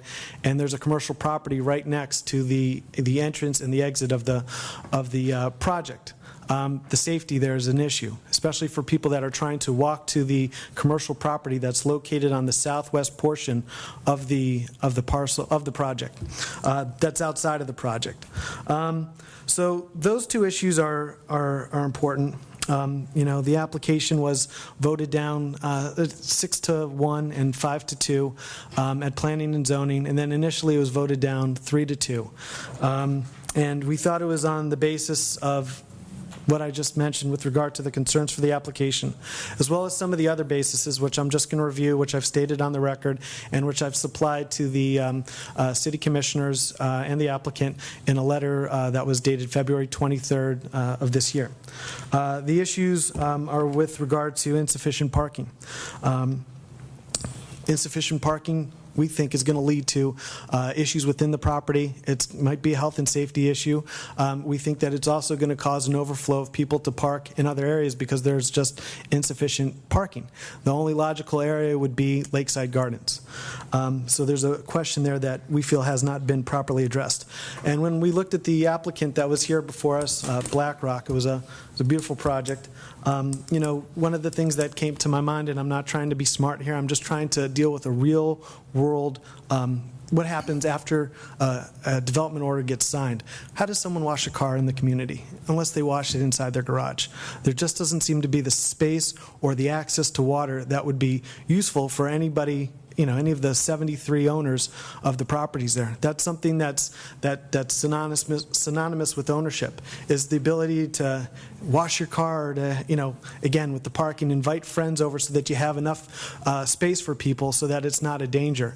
And without sidewalks and driveways, we think that that's still a very, very big concern that's going to last long into the future, so long as this is built. Also, the issues that Nicole and John raised with regard to setbacks. We've got questions with regard to the accounting of the green space, open to interpretation, and we think that it's being interpreted wrongly. The ability to enforce parking matters inside the project. That was a major concern at the February 3rd vote, and as well as, I believe, the planning and zoning hearing. And enforcing inside the project is going to be an issue that's going to require, I guess, the police to be able to go inside an owner's home with or without a search warrant. I'm not really sure how that's going to work on that end, but to see if someone's violating the condominium rules, which require people to have their spaces available for parking. So those are the basics that I've recited with regard to the application and the issue with the site plan. The site plan of which has been modified materially, and it's our understanding with reviewing case law that when you modify an application and you modify a site plan, and when it gets voted down, things like that, it has to start back at the beginning of the process. It has to be, the application has to be looked at from the beginning, because it's a materially different project than it was when it first started. And there's issues there that we believe have to be examined with planning and zoning, and that, again, would have to come to us, come to the city here. So those are our issues with regard to the application and the site plan. I also want to raise, the issue with regard to Ballard. There's a lot of people, a lot of residents that think that it's been unfair, the way that they, that the city has contracts with Ballard, and then how Ballard has been retained by the applicant, at least for some portion of their application, which gives the applicant, which would be the assumption that the applicant would be privy to relationships, inside knowledge that normally you wouldn't be able to have, and they feel that the money that they're paying under this, that the residents are paying under this contract, is being paid to people that this application is now being used against them. So it's like they're paying money to an entity, a firm, to help them in Tallahassee, and yet the same firm is being used against them when they're opposing a project. And the question of how much information was used that wasn't readily available to the applicant is used, and that we never really got answers to, and that's an objection. At the February 3rd, 2015 City Commission hearing, after the floor was closed for debate, but prior to casting votes, Commissioner Vice Mayor Casella spoke of several matters which were the foundation of his decision. One, again, was the code enforcement, not being able to regulate the occupants of the new development who park in a guest spot as opposed to their garage. That matter still hasn't been resolved by the site plan that I've seen. I haven't seen any updates to the one from a few weeks ago, nor have I been sent any. Two, that passing such ordinance would violate policy 1.12, citing that the city shall not approve, amongst other things, new residential density in a coastal high hazard area with regard to a Category 5 hurricane when the impact of the development is unknown, and therefore was another objection. We really didn't get a full answer, we feel, on our end as to that issue. So, with everything involved, our problems with the application, the lack of analysis and data, the basics with regard to the site plan of all the issues that we've been on record addressing, we go back to, what the commission is here for, what it can do, and what it can't control. Commissioner Merker had mentioned that that we should be grateful that I'm paraphrasing that Hovnanian did not sue the city for perhaps some of the opposition that it was giving to the applicant. I don't want to believe that that's true. I know that Mayor said that that wasn't the case.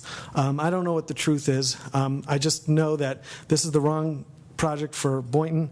The process has not been followed the way that it should, and we respectfully ask that this is something that the commission can control. There's a lot of things that it can't, but this is certainly one of them. And we ask you to, one, either postpone this till we can get better information to everybody, or two, vote no. One other issue outside of that, and I'm going to wrap this up in the next 30 seconds, is with regard to the commercial property to the southwest outside of the project. And the issue with that is, from what I saw at the previous at the last hearing we were at, I believe it was the 17th. I'm sorry. Actually, I don't remember the last one that I was here at. There was some issue with regard to the landscape and the way that the applicant was going to build its entrance, which was going to take away the visibility of the commercial owner to the southwest. And the way that it was designed was going to affect this person's business, and we just asked that that matter gets reviewed so that it doesn't affect their business, that it's built neighborly and in a conscientious way that wouldn't take any more than it already is. Thank you. Thank you. I just respond. It's all right. You can go. I just want to respond to what you said. All the issues you outlined here, you outlined before at the first meeting. I think you just went through them again. I remember them all. You brought them all up before. And I think a lot of them are based on opinion, and I think it's your opinion or whoever you talk to's opinion. And I have opinions too. That's what they're worth. Just two things I will comment on that you brought up. The Ballard thing. He brought that up, and it was addressed, and he was immediately removed from everything. He never had any more input at all. He was at one time, he came at a meeting. It's the last time we ever saw him, ever heard from him. So he had no input to me or no influence on anything I thought of. So he's been out of it for a long, long time. The other thing you mentioned, one other thing I think you mentioned was that you thought that the real estate values of the adjoining neighborhood be affected. I agree with you. I think they'll be improved. I think this project will improve the value of the neighborhood next to it. That's my opinion. You don't have to agree with it. I have one question. You mentioned a business that's going to be affected. What business? There's one around the corner there. Well, which one?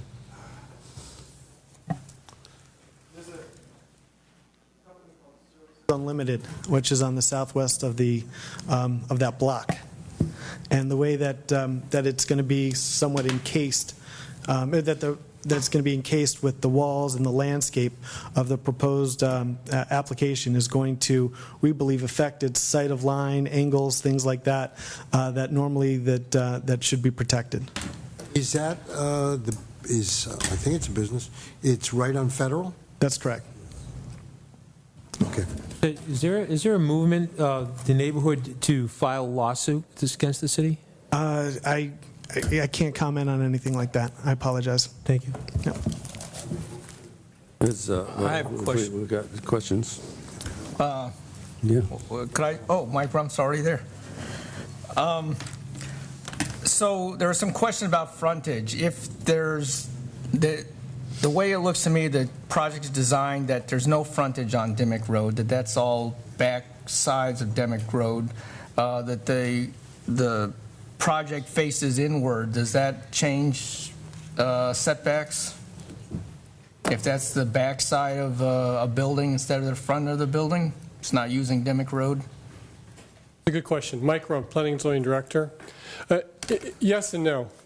That being a Dimmick Road,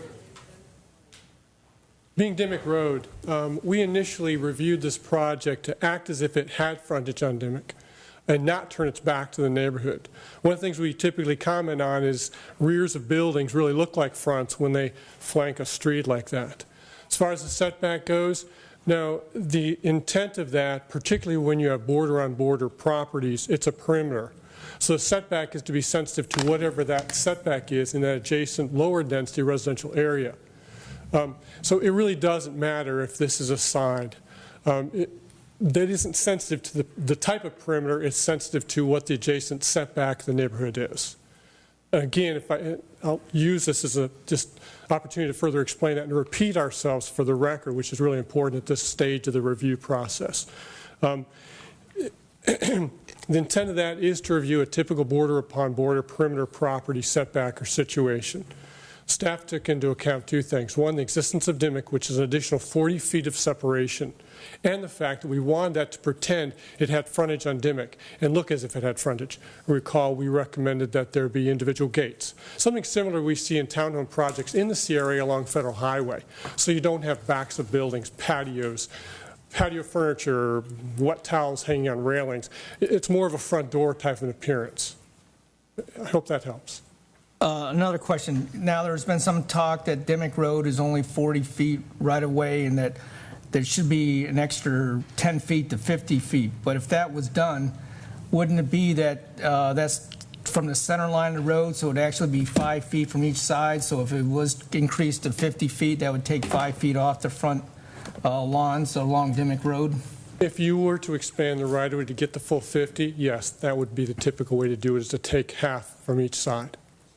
I was Googling Earth some, and I went to the south on Federal Highway, and I see like Coastal Bay, Waterside, Bayfront, Seabourn Cove, and Estancia, and it looks to me, just visually, that they all are less than the 25 feet to like Mockingbird Lane, Miller Road, Palmer Drive, and Chucker Road, and 23rd Avenue. And is this... So I think I have a good visual aid for you, too. If IT staff could put up the waterfront land use comparisons.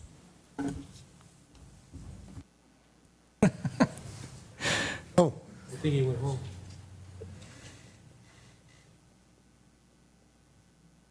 Greg? There's a separate file named waterfront land use.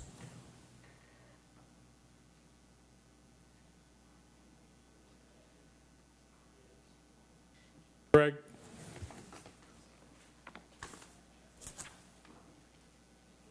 Waterfront land use patterns.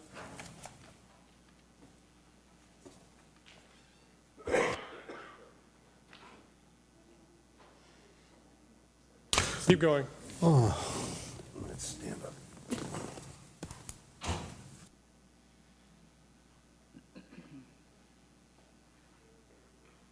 Staff, while he's doing that, staff, keep going. Staff did take a look at that because I think that's really important. One of the criticisms is, and Jason brought it up again, that staff hasn't done the data analysis and the comparison and followed our code in the review of the land use plan amendment and rezoning application. And one of the things that's taken into account is land use patterns in the waterfront, as well as the purpose of special high density land use classification. It isn't just we took into account not just the review of the individual borders and individual projects and uses in the area, but the entire waterfront area. So we looked at Estancia Townhomes in Bamboo Lane, a similar situation. I think that's down in the area where you were looking, Commissioner. Waterside Townhomes in Palmer, single family in the buffer wall, similar circumstance. And I think our design is even better than that, since this really is the situation we want to avoid. That's the townhomes backing up to a wall which has a single family street on it and the frontage of other homes. Craig, that might be a file you didn't extract from the shared drive folder. Seacrest Villas multifamily and Oak Street single family, Manatee Seaview Apartments and Northeast 15th Place, the Harbors Townhomes and Las Palmas single family, Inlet Harbor Club multifamily and Lakeside Harbor and Lakeside Gardens single family, and so on. Well, okay. Yep, there you go. If you want, I can, we don't have to take out any further time on this, but this is a list I just went through. So you've got fairly dense townhomes, sharing roadways, spaces, air spaces, views, and everything with valuable single-family homes on a canal. Same thing here. The situation I just described. We've got the street which separates the two and a wall. I think our circumstance is better. So this project is better enhanced with landscaping. Same thing here, a multifamily project up against single-family homes. Same thing here, 3- and 4-story buildings. Same thing here, 3-story buildings and single family. And that project, we took a look at some of the land values of the single-family homes before and after the townhomes went up to take a look at what happens. This is at the southern end of the project, the neighborhood that's flanking to the south of the proposed development. 4-story condominium building right up against single-family on both sides. This is up and down the waterfront. That's the general land use pattern, not to mention higher density projects, commercial projects that are also strewn within there, institutional land uses. Okay, well, the point I'd just like to make to the neighborhood is that these questions you've been raising have been asked and answered over the past 10 years, I would say, since Coastal Bay, Waterside, Bayfront, Seabourn Cove, and Estancia went up. And so, we could, it's been pointed out, you have the right to vote against it. And yes, I realize that. But on the other hand, the developers have been working with staff, and they have a expectation of reliability and predictability. And based on past practice, what they've proposed is right in line with what's been done for the last 10 years at least. So, I find it hard to, at this stage of the game, switch gears. If the only way to change it is be on top of it and think, wow, if that's going down south, if Seabourn Cove's being built like that, what's going to happen next to me in 3 or 4 years? And that's the way it is. And so I'm going to continue to vote for it because the developer, came in with good faith that we've been doing this all along. And so that's the pattern's been set. Is there a motion to approve Yes. ordinance 14031? I'd like to move that, Mayor. Is there a second? Second. A motion is second. Any other discussion? Please call the roll. Casello, Yes. Commissioner Merker, Yes. Commissioner McCray, No. Commissioner Fitzpatrick. Yes. Mayor Taylor. Yes. The vote is 4-1. Is there a motion for So ordinance moved. 14032? So moved. Is there a second? Second. Any other discussion? Please call the roll. Commissioner Merker, Yes. Commissioner McCray, No. Commissioner Fitzpatrick. Yes. Mayor Taylor. Yes. Vice Mayor Casello. Yes. The vote is 4-1. Is there a motion to approve ordinance 14033? So moved. Is there a second? Second. Any other discussion? Please call the roll. McCray, No. Commissioner Fitzpatrick, Yes. Mayor Taylor. Yes. Vice Mayor Casello. Yes. Commissioner Merker. Yes. The vote is 4-1. Is there a motion to approve ordinance 14034? So moved. Is there a second? Second. I have a motion second. Any other discussion? Please call the roll. Patrick. Yes. Mayor Taylor. Yes. Vice Mayor Casello. Yes. Commissioner Merker. Yes. Commissioner McCray. No. The vote is 4-1. Proposed ordinance number 15011, first reading. An ordinance of the City of Boynton Beach, Florida, approving amendments to the comprehensive plan utilities element to include an update to the 10-year water supply facilities work plan and to policies in the potable water, sanitary sewer, and solid waste sub-elements, providing for conflict, severability, codification, and an effective date. Is there a motion? So moved. Is there a second? Motion is second. Any discussion? All in favor? I'm Aye. sorry.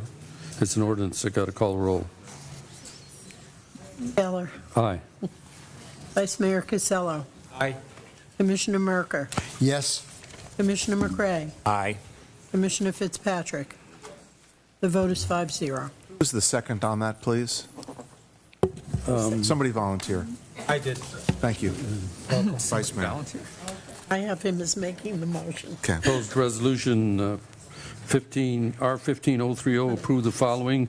Authorize the Community Development Agency to issue its tax increment refund bonds, Series 2015, in a principal amount not to exceed $5,005,000 in order to refinance its tax increment revenue bond, Series 2005B. So moved. Second. More second. Any other discussion? We had this discussion at the CRA level. All in favor? Aye. All opposed? Show them that's unanimous. Authorize the city to guarantee the repayment, oh, that's part of the agreement. Yeah. Legal, proposed ordinance 15002. Motion to remove Second A read. and B from the table. I have a motion to remove them from the table. Is there a second? All in favor? Aye. Aye. All opposed? No. These two? Yeah, move them from the table. Yeah, they We'll all take them off the okay, table. okay. Show the motion unanimous. 15002, an ordinance of the City of Boynton Beach, Florida, approving amendments of the Land Development Regulations, Chapter 1, Article 2, entitled Definitions, Chapter 3, Article 4, Section 3D, Use Matrix Notes, Chapter 3, Article 4, Section 3D, Table 3-28, Use Matrix, providing for conflict severability and an effective date. This is proposed ordinance 15002 on second reading. Is there a motion? So moved. Is there a second? Second. A motion is second. Any other discussion? Yeah, I have this, okay. But where exactly, what commercial sections is this? Oh, this is what we're talking about. Yeah, I'm glad you brought that up, because under discussion, I'm in favor of limiting it to C3. I know it's been approved by planning and zoning, and then staff has gone along with now too to go to C1 and C2. But I would like to limit this to C3 and see how it works and we can always move on and include the other two areas later. Just to piggyback on that, I'm in favor of the C3. First and foremost, I'm not in favor of it, but I understand why we're doing this. There's a purpose behind this. I'm in favor of the C2, C3 areas.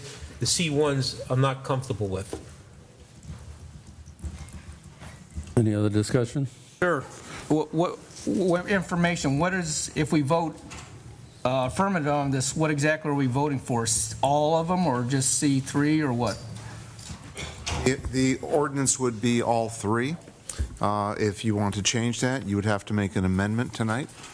So the motion should include an amendment if that's your intent. All right, well, I'd just like to say my mom, beginning during World War II, actually, was a nurse for like 40, 50 years. And when she got 60, she got bored and went and got certified to shoot a gun so she could be a detox nurse in the hospital, in the county jail. And you know, that was the worst case you could have a detox situation, and it wasn't all that bad. And so there's nobody screaming from the balconies or anything, and these are all quiet places, so I don't see a problem in having it in, it's not a sober home. It's highly regulated. It's highly, you know, they're under basically 24-hour supervision, so, you know, it's only after they leave a detox center that they might have some issues. But there's detox centers around the city, and nobody even knows where they are, most people. So I don't see a problem. It's just another storefront. It doesn't look any different. I've got a question, Mike. Why are we lining these all up on the main roads? And why, and here's a question, why can't they, or can they be situated in the CRA district? Whoa. Good question. If I can proceed, I'll get through some of these slides, which are really relevant to the presentation, the proposed regulations, and your questions. I think it's best to deal with this in a comprehensive way from scratch. The objectives, three-pronged. To address avoiding regulations now, realize, of course, currently regulations, our zoning regulations do not account or accommodate inpatient medical care uses except if you're a hospital and limit you to the PUD or PU zoning district. It does consider the impacts upon lower density areas and, of course, our redevelopment area, the CRA. And I'll explain that further in great detail. Of course, principally, we want to maintain compliance with federal laws, ADA and FHA. Changes since you reviewed this on first reading. Hospitals have been removed. We're going to keep intact the PUD zoning district and not allow these into the PUD zoning district. Hospitals are a unique animal. They're larger, they're comprehensive, typically on campuses. And if we modified it, we would have to allow this group of uses we're creating a definition for into that same district, the PU district, and it's different. The 100-foot separation, which was attached to the conditional use requirement, or I should say vice versa, has been removed. Otherwise, that makes more sites conditional than permitted, and that's not a really good good standard to follow in your zoning regulations to maintain good defensible regs. Instead, the conditional use requirement is now attached to the 50-foot setback if it's not achieved, which is the standard that you have in your proposed regulations. We've added a waiver provision for the site and operational requirements. That's 2 bullets in one of the footnotes that are being proposed. This recognizes the possibility that it wouldn't be warranted, that there is variation in these uses. Some may be more intense than others, some may be larger than others, some may be surrounded by other commercial uses, and those provisions may not be necessary. Lastly, the CRA exclusion. At first, it was conservative. Remember, we're updating our redevelopment plans, and really don't want to start establishing regulations that affect the CRA in advance of the update of that consolidated plan. But there is the urgency to fix some things in the code right now, like I've just described, the inpatient medical care uses, which involves the eastern part of the city as well. Where now the recommendation is to allow them outside what we're calling the extended core area of the CRA, and I'm going to explain why. Objectives are met. You can see here we are providing the 4 different zoning districts for these uses. We've defined them, of course. Eligible parcels, there's approximately 30 different parcels or areas which now would become eligible for these uses, which are now limited to the PU district. As far as eligible and vacant, 5 of them ranging between 1 and 12 acres in size. Yes, all of those parcels are west along arterial roadways such as Congress Avenue, Woolbright Road, Boynton Beach Blvd. Those are the high traffic corridors, typically the larger properties, typically the greater separations from lower density residential areas. This is answering the one question you had about why not in CRA or why just along arterial roadways. As far as eligible parcels east, there's 20 roughly parcels and areas. As far as the vacant ones and eligible for new development, there's 3 of them that range between 0.8 and 1.3 acres. All the properties east are really smaller anyway, which is why there's greater opportunities and they're really being steered toward the larger roadways, west part of the city. There are dispersed locations and options. I'll touch upon that in a moment too as we talk about compliance with the ADA and FHA. We're not concentrating them. Again, portions of the CRA are now eligible. As far as prevention of impacts upon low-density areas in the CRA, like I just explained, arterial roadways are typically larger properties. They're more intense areas, less single-family behind them. They're already used to perhaps some of the impacts in those areas anyway. The conditional use allows a case-by-case review of those not meeting the minimum setback standard, which is in here. And it reserves the CRA planning areas which are envisioned for commercial concentrations, slow traffic, and pedestrian emphasis for contributing uses. This type of use we're talking about, an intensive medical care use, wouldn't be a contributing use to a redevelopment area. I'm going to further explain that. And lastly, compliance with federal laws, the ADA and FHA. We want to avoid findings of disparate treatment and impact, and the finding that our zoning regulations are invalid with respect to the requirements of the federal laws. Simply by these bullet points, regulating similarly like uses.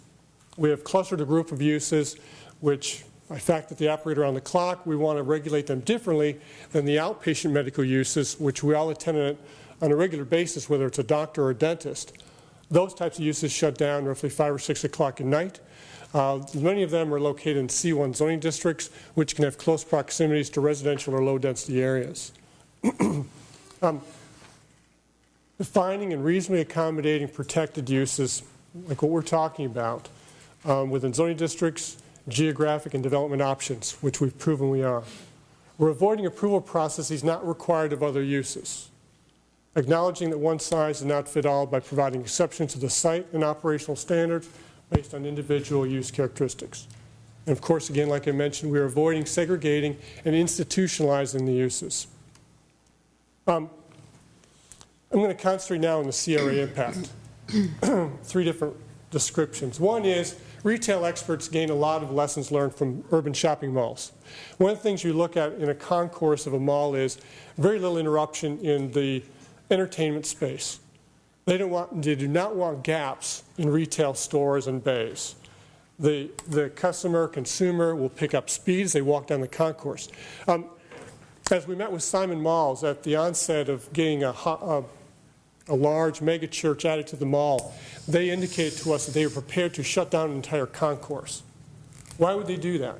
Because the negative impact on a large space being closed off to the public, it would have no interest to the consumers. Consumer would be less apt to walk down that concourse. Fortunately for us, the church didn't shut its back to the concourse. In fact, it even added a retail store and has branding appearance that's a positive image to the concourse. The concourse remains generally active and it wasn't shut down.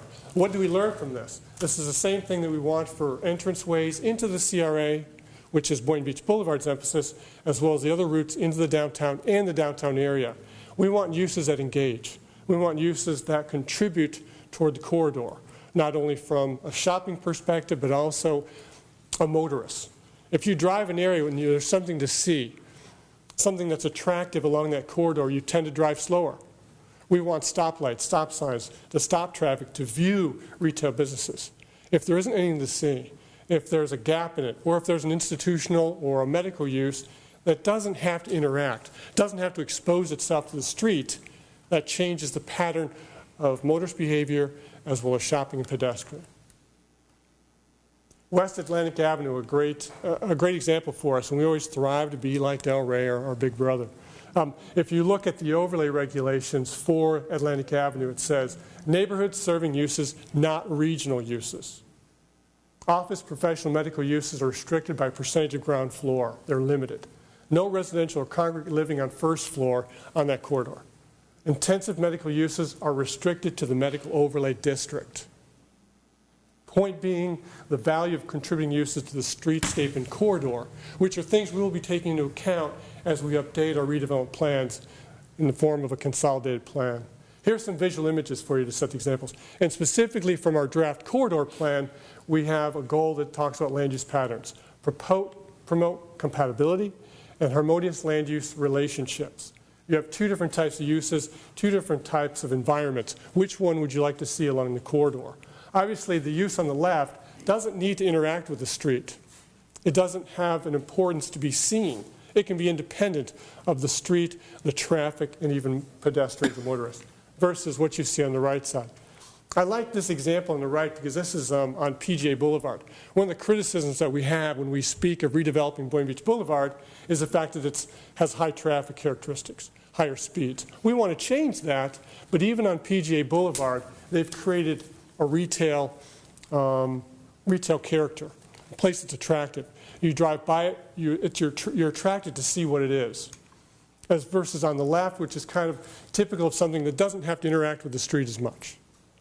Is there a question? Oh, looks like a funeral home. That's all great, but we're talking medical inpatient use type buildings, aren't Yes. we? I mean, Sure. they're not going to have great canopies and little tables with.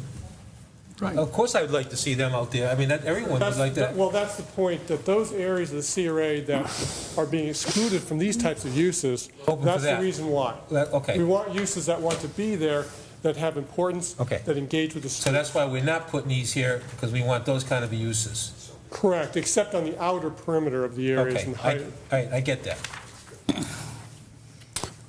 Yes. There's additional images as well. Go ahead. We'll go to the public. You had something else to add? You had something, I get it. I get No, it. that's a good point to break. Yeah. Okay. We'll go to the public. Yeah, Mark Carriage, 248 Main Boulevard. I concur that this needs to be C3 only. And I base that on the opinion of the county's Business Development Board, who also feels that this should be C3 only. In addition to that, staff's original proposal when they went to P&D called for this to be C3 only. It was changed at the P&D board. And I feel that there's the potential for adverse effect when you start doing C2 and C1 to neighboring communities. And But I think by allowing it in C3, you're not going to have a litigation problem as neighboring cities to the south have had in the past. So I urge you to change this and amend this to be for C3 only. It is, and I'm glad that you've taken the provisions that you have with the CRA. I happen to concur with those. We are trying to bring business into this city, and we have medical uses throughout the city. And we have a great medical area in District 3 that ties in very nicely with Bethesda Hospital. And I think that by limiting this use to C3 only, it will serve the citizens of this city in a very positive way. Thank you. Thank you. No, Mr. Weiner wants to speak. Good evening. Michael Weiner, here for CMG Holdings, 44 East Boynton Beach Boulevard, 450 Boynton Beach Boulevard. You know, you're talking about 24-hour uses, and I know it's late at night, so I'll be really quick. The ordinance has been reshaped a bit, and what my client, being in a C2 area, would like is for C2 zoning to allow these various uses. And remember, we're not just talking about detoxification. We're talking about birthing. We're talking about food disorders, urgent care. So it's not just about this tonight. He would like C2. He has plans to build a building on his property. It would be medical oriented. There would be other things there. But in order for him to be able to bring something to Boynton Beach Boulevard, his property is right next to the hotel as you get off of I-95. For him, he needs these additional uses so that he can have additional renters. So this is important to us.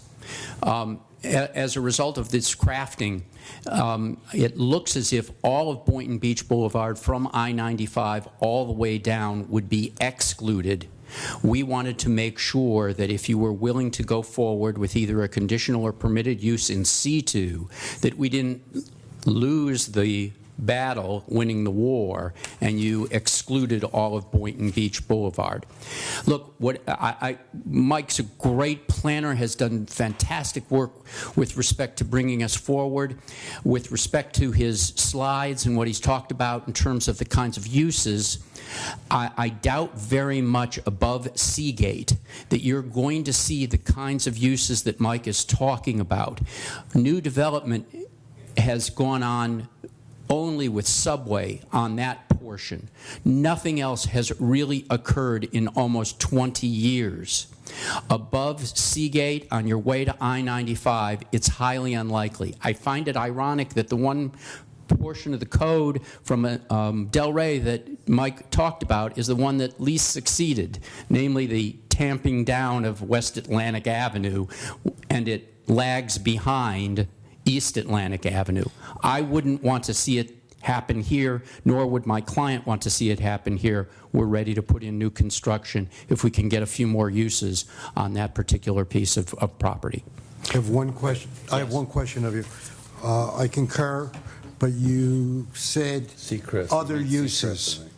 Please define other uses. Well, what I'm talking about is the ordinance allows not only detoxification, that's one of 6. I don't know if I have them all memorized, but they're urgent care. Oh, okay. They are all those other things which, once this comes in, it now has a medical orientation so that we can have other medical uses there. I thought you were saying something else. You were saying Seagate to 95. I think you meant Seacrest. Seacrest, I'm sorry. Yeah, it is late at night. They were wondering about Seagate, yeah. Okay, thank you. But just for the record, there is a veterinarian little veterinarian office that's going to be open. In fact, that's under construction up there in Boynton Beach Boulevard. A veterinarian use, almost medical use. Almost. Yeah. I have a question for Mike. What for doctors' offices? What commercial districts are they permitted in? C1, C2, C3, and C4, and PCD. All right, because my what I've learned when Bethesda was putting in a doctor's parking lot is doctor's time is critical, so they like being close to wherever they're working, like they like being close to the hospital, or they like being, I guess they would like to be close to a detox center. So is this permitted around Bethesda Hospital, the kind of where there already are doctors' offices? Would this, as written, or how would it be there? Only if incorporated into the PU district as adjunct to a hospital service. Not under these regulations, because Seacrest is not an arterial roadway. It's a collector roadway. Those properties are smaller, unlike Delray, which can easily have a medical overlay, because its hospital and medical concentration of uses is at the intersection of two arterial roadways. Ours does not have an arterial roadway servicing it. I'd like to make one more comment, and then I'll go ahead and call for a motion.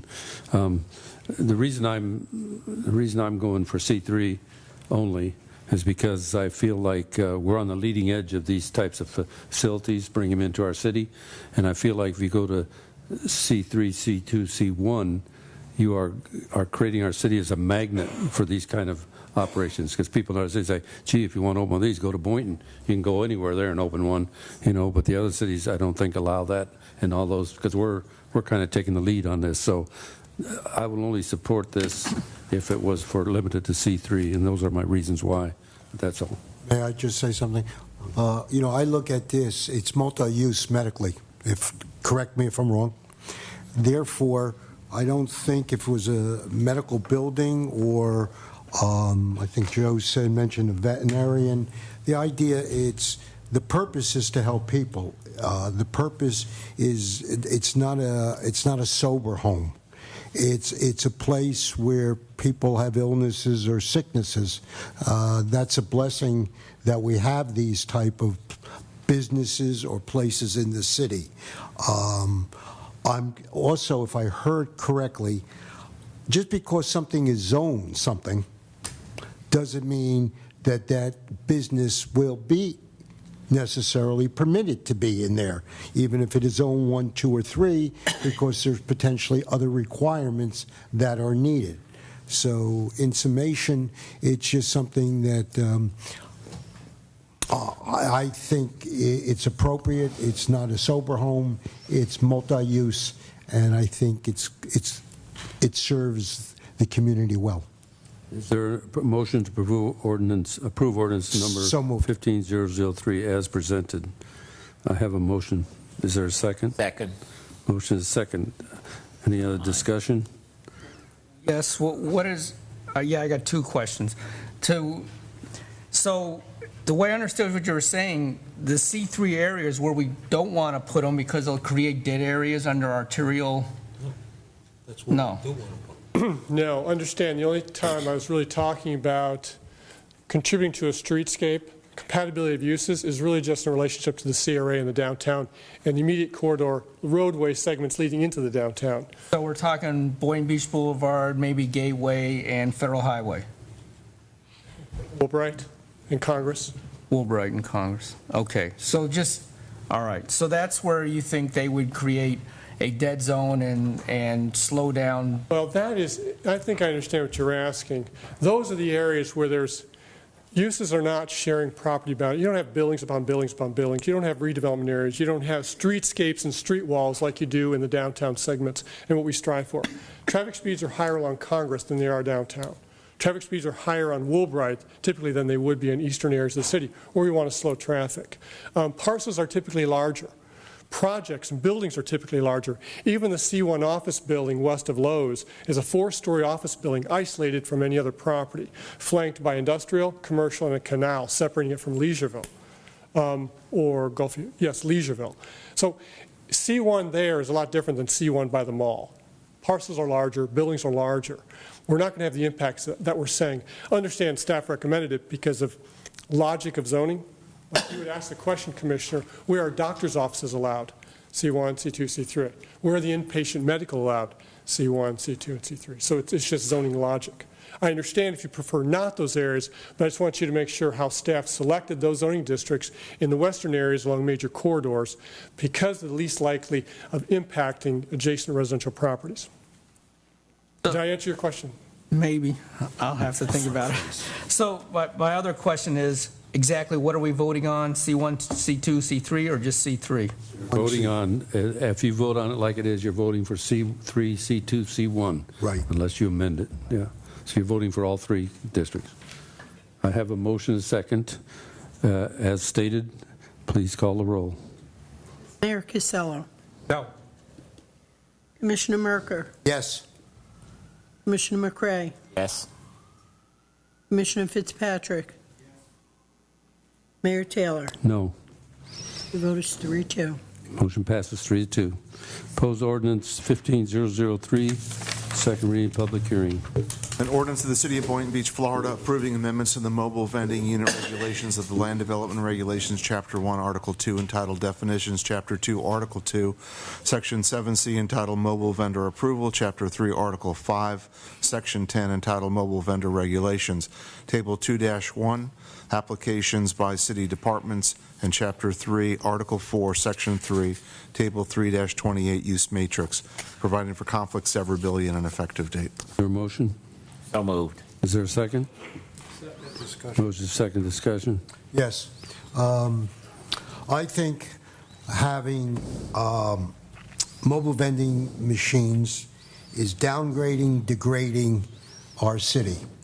I understand the purpose at events. I do not accept the idea that it's going to be on, even though on private property. For example, Federal Highway.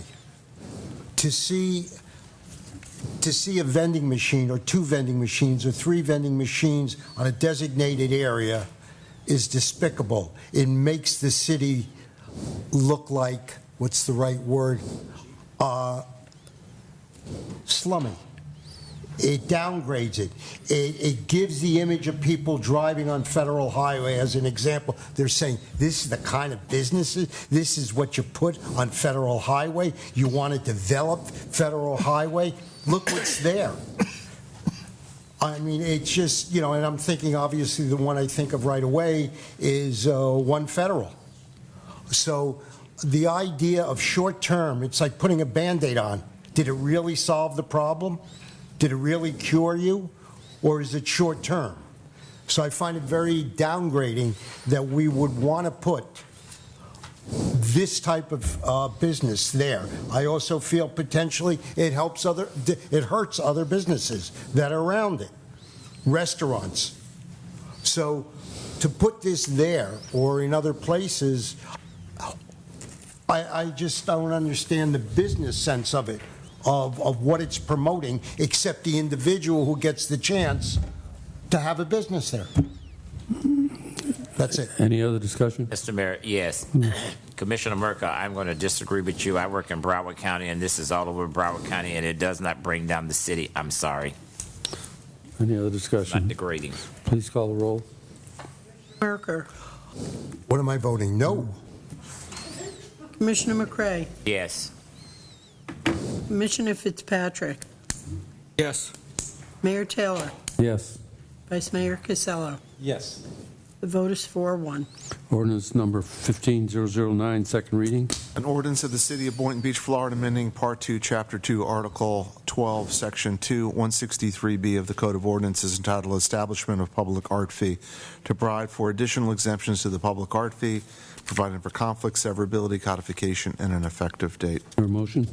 So moved. Is there a second. Motion second. Any discussion? Please call the roll. McCray. Aye. Commissioner Fitzpatrick. Yes. Mayor Taylor. Yes. Vice Mayor Casello. Yes. Commissioner Merker. Yes. The vote is 5-0. Ordinance 15010, second reading. An ordinance of the City of Boynton Beach, Florida, amending Chapter 2 of the city's Code of Ordinances entitled Administration by abolishing the Financial Advisory Committee, deleting Article 18, Financial Advisory Committee in its entirety, rescinding Ordinance 10009, Ordinance 11012, and Ordinance 12005, providing for codification, conflict, and an effective date. I have a motion and ordinance. I have a motion and second. Discussion. Please call the roll. I did have a motion second, I didn't didn't hear a No. motion. Oh, I'm sorry. Is there a motion? Motion. So moved. Second. I have a motion and second. Any more discussion? Please call the roll. Patrick. Yes. Mayor Taylor. Yes. Vice Mayor Casello. Yes. Commissioner Merker, Yes. Commissioner McCray. Yes. The vote is 5-0. Ordinance number 15012 on first reading. An ordinance of the City of Boynton Beach, Florida, designating the property known as the Barton Memorial Park Cemetery located at 561 Northwest 12th Avenue, which is more fully described herein, as a local historic site, providing for non-severability clause and an effective date. So moved. Second. I have a motion and a second. Any other discussion? Yes, I'm glad this is happening. I have relatives that's buried out there. Okay. You don't have anything to say on that? No, this is- I'm finally letting you say what you want to say. You probably put a few of them in the ground. Please call the roll. Is that it? Call the roll? First reading. Call the roll. Okay. Mayor Taylor, Yes. Vice Mayor Costello, Yes. Commissioner Merker, Am I allowed to vote yes and no because it's Commissioner McCray? Vote. Commissioner Yes. McCray. Commissioner McCray, Yes. Commissioner Fitzpatrick. Yes. The vote is 5-0. No other business come before the board? Stand adjourned.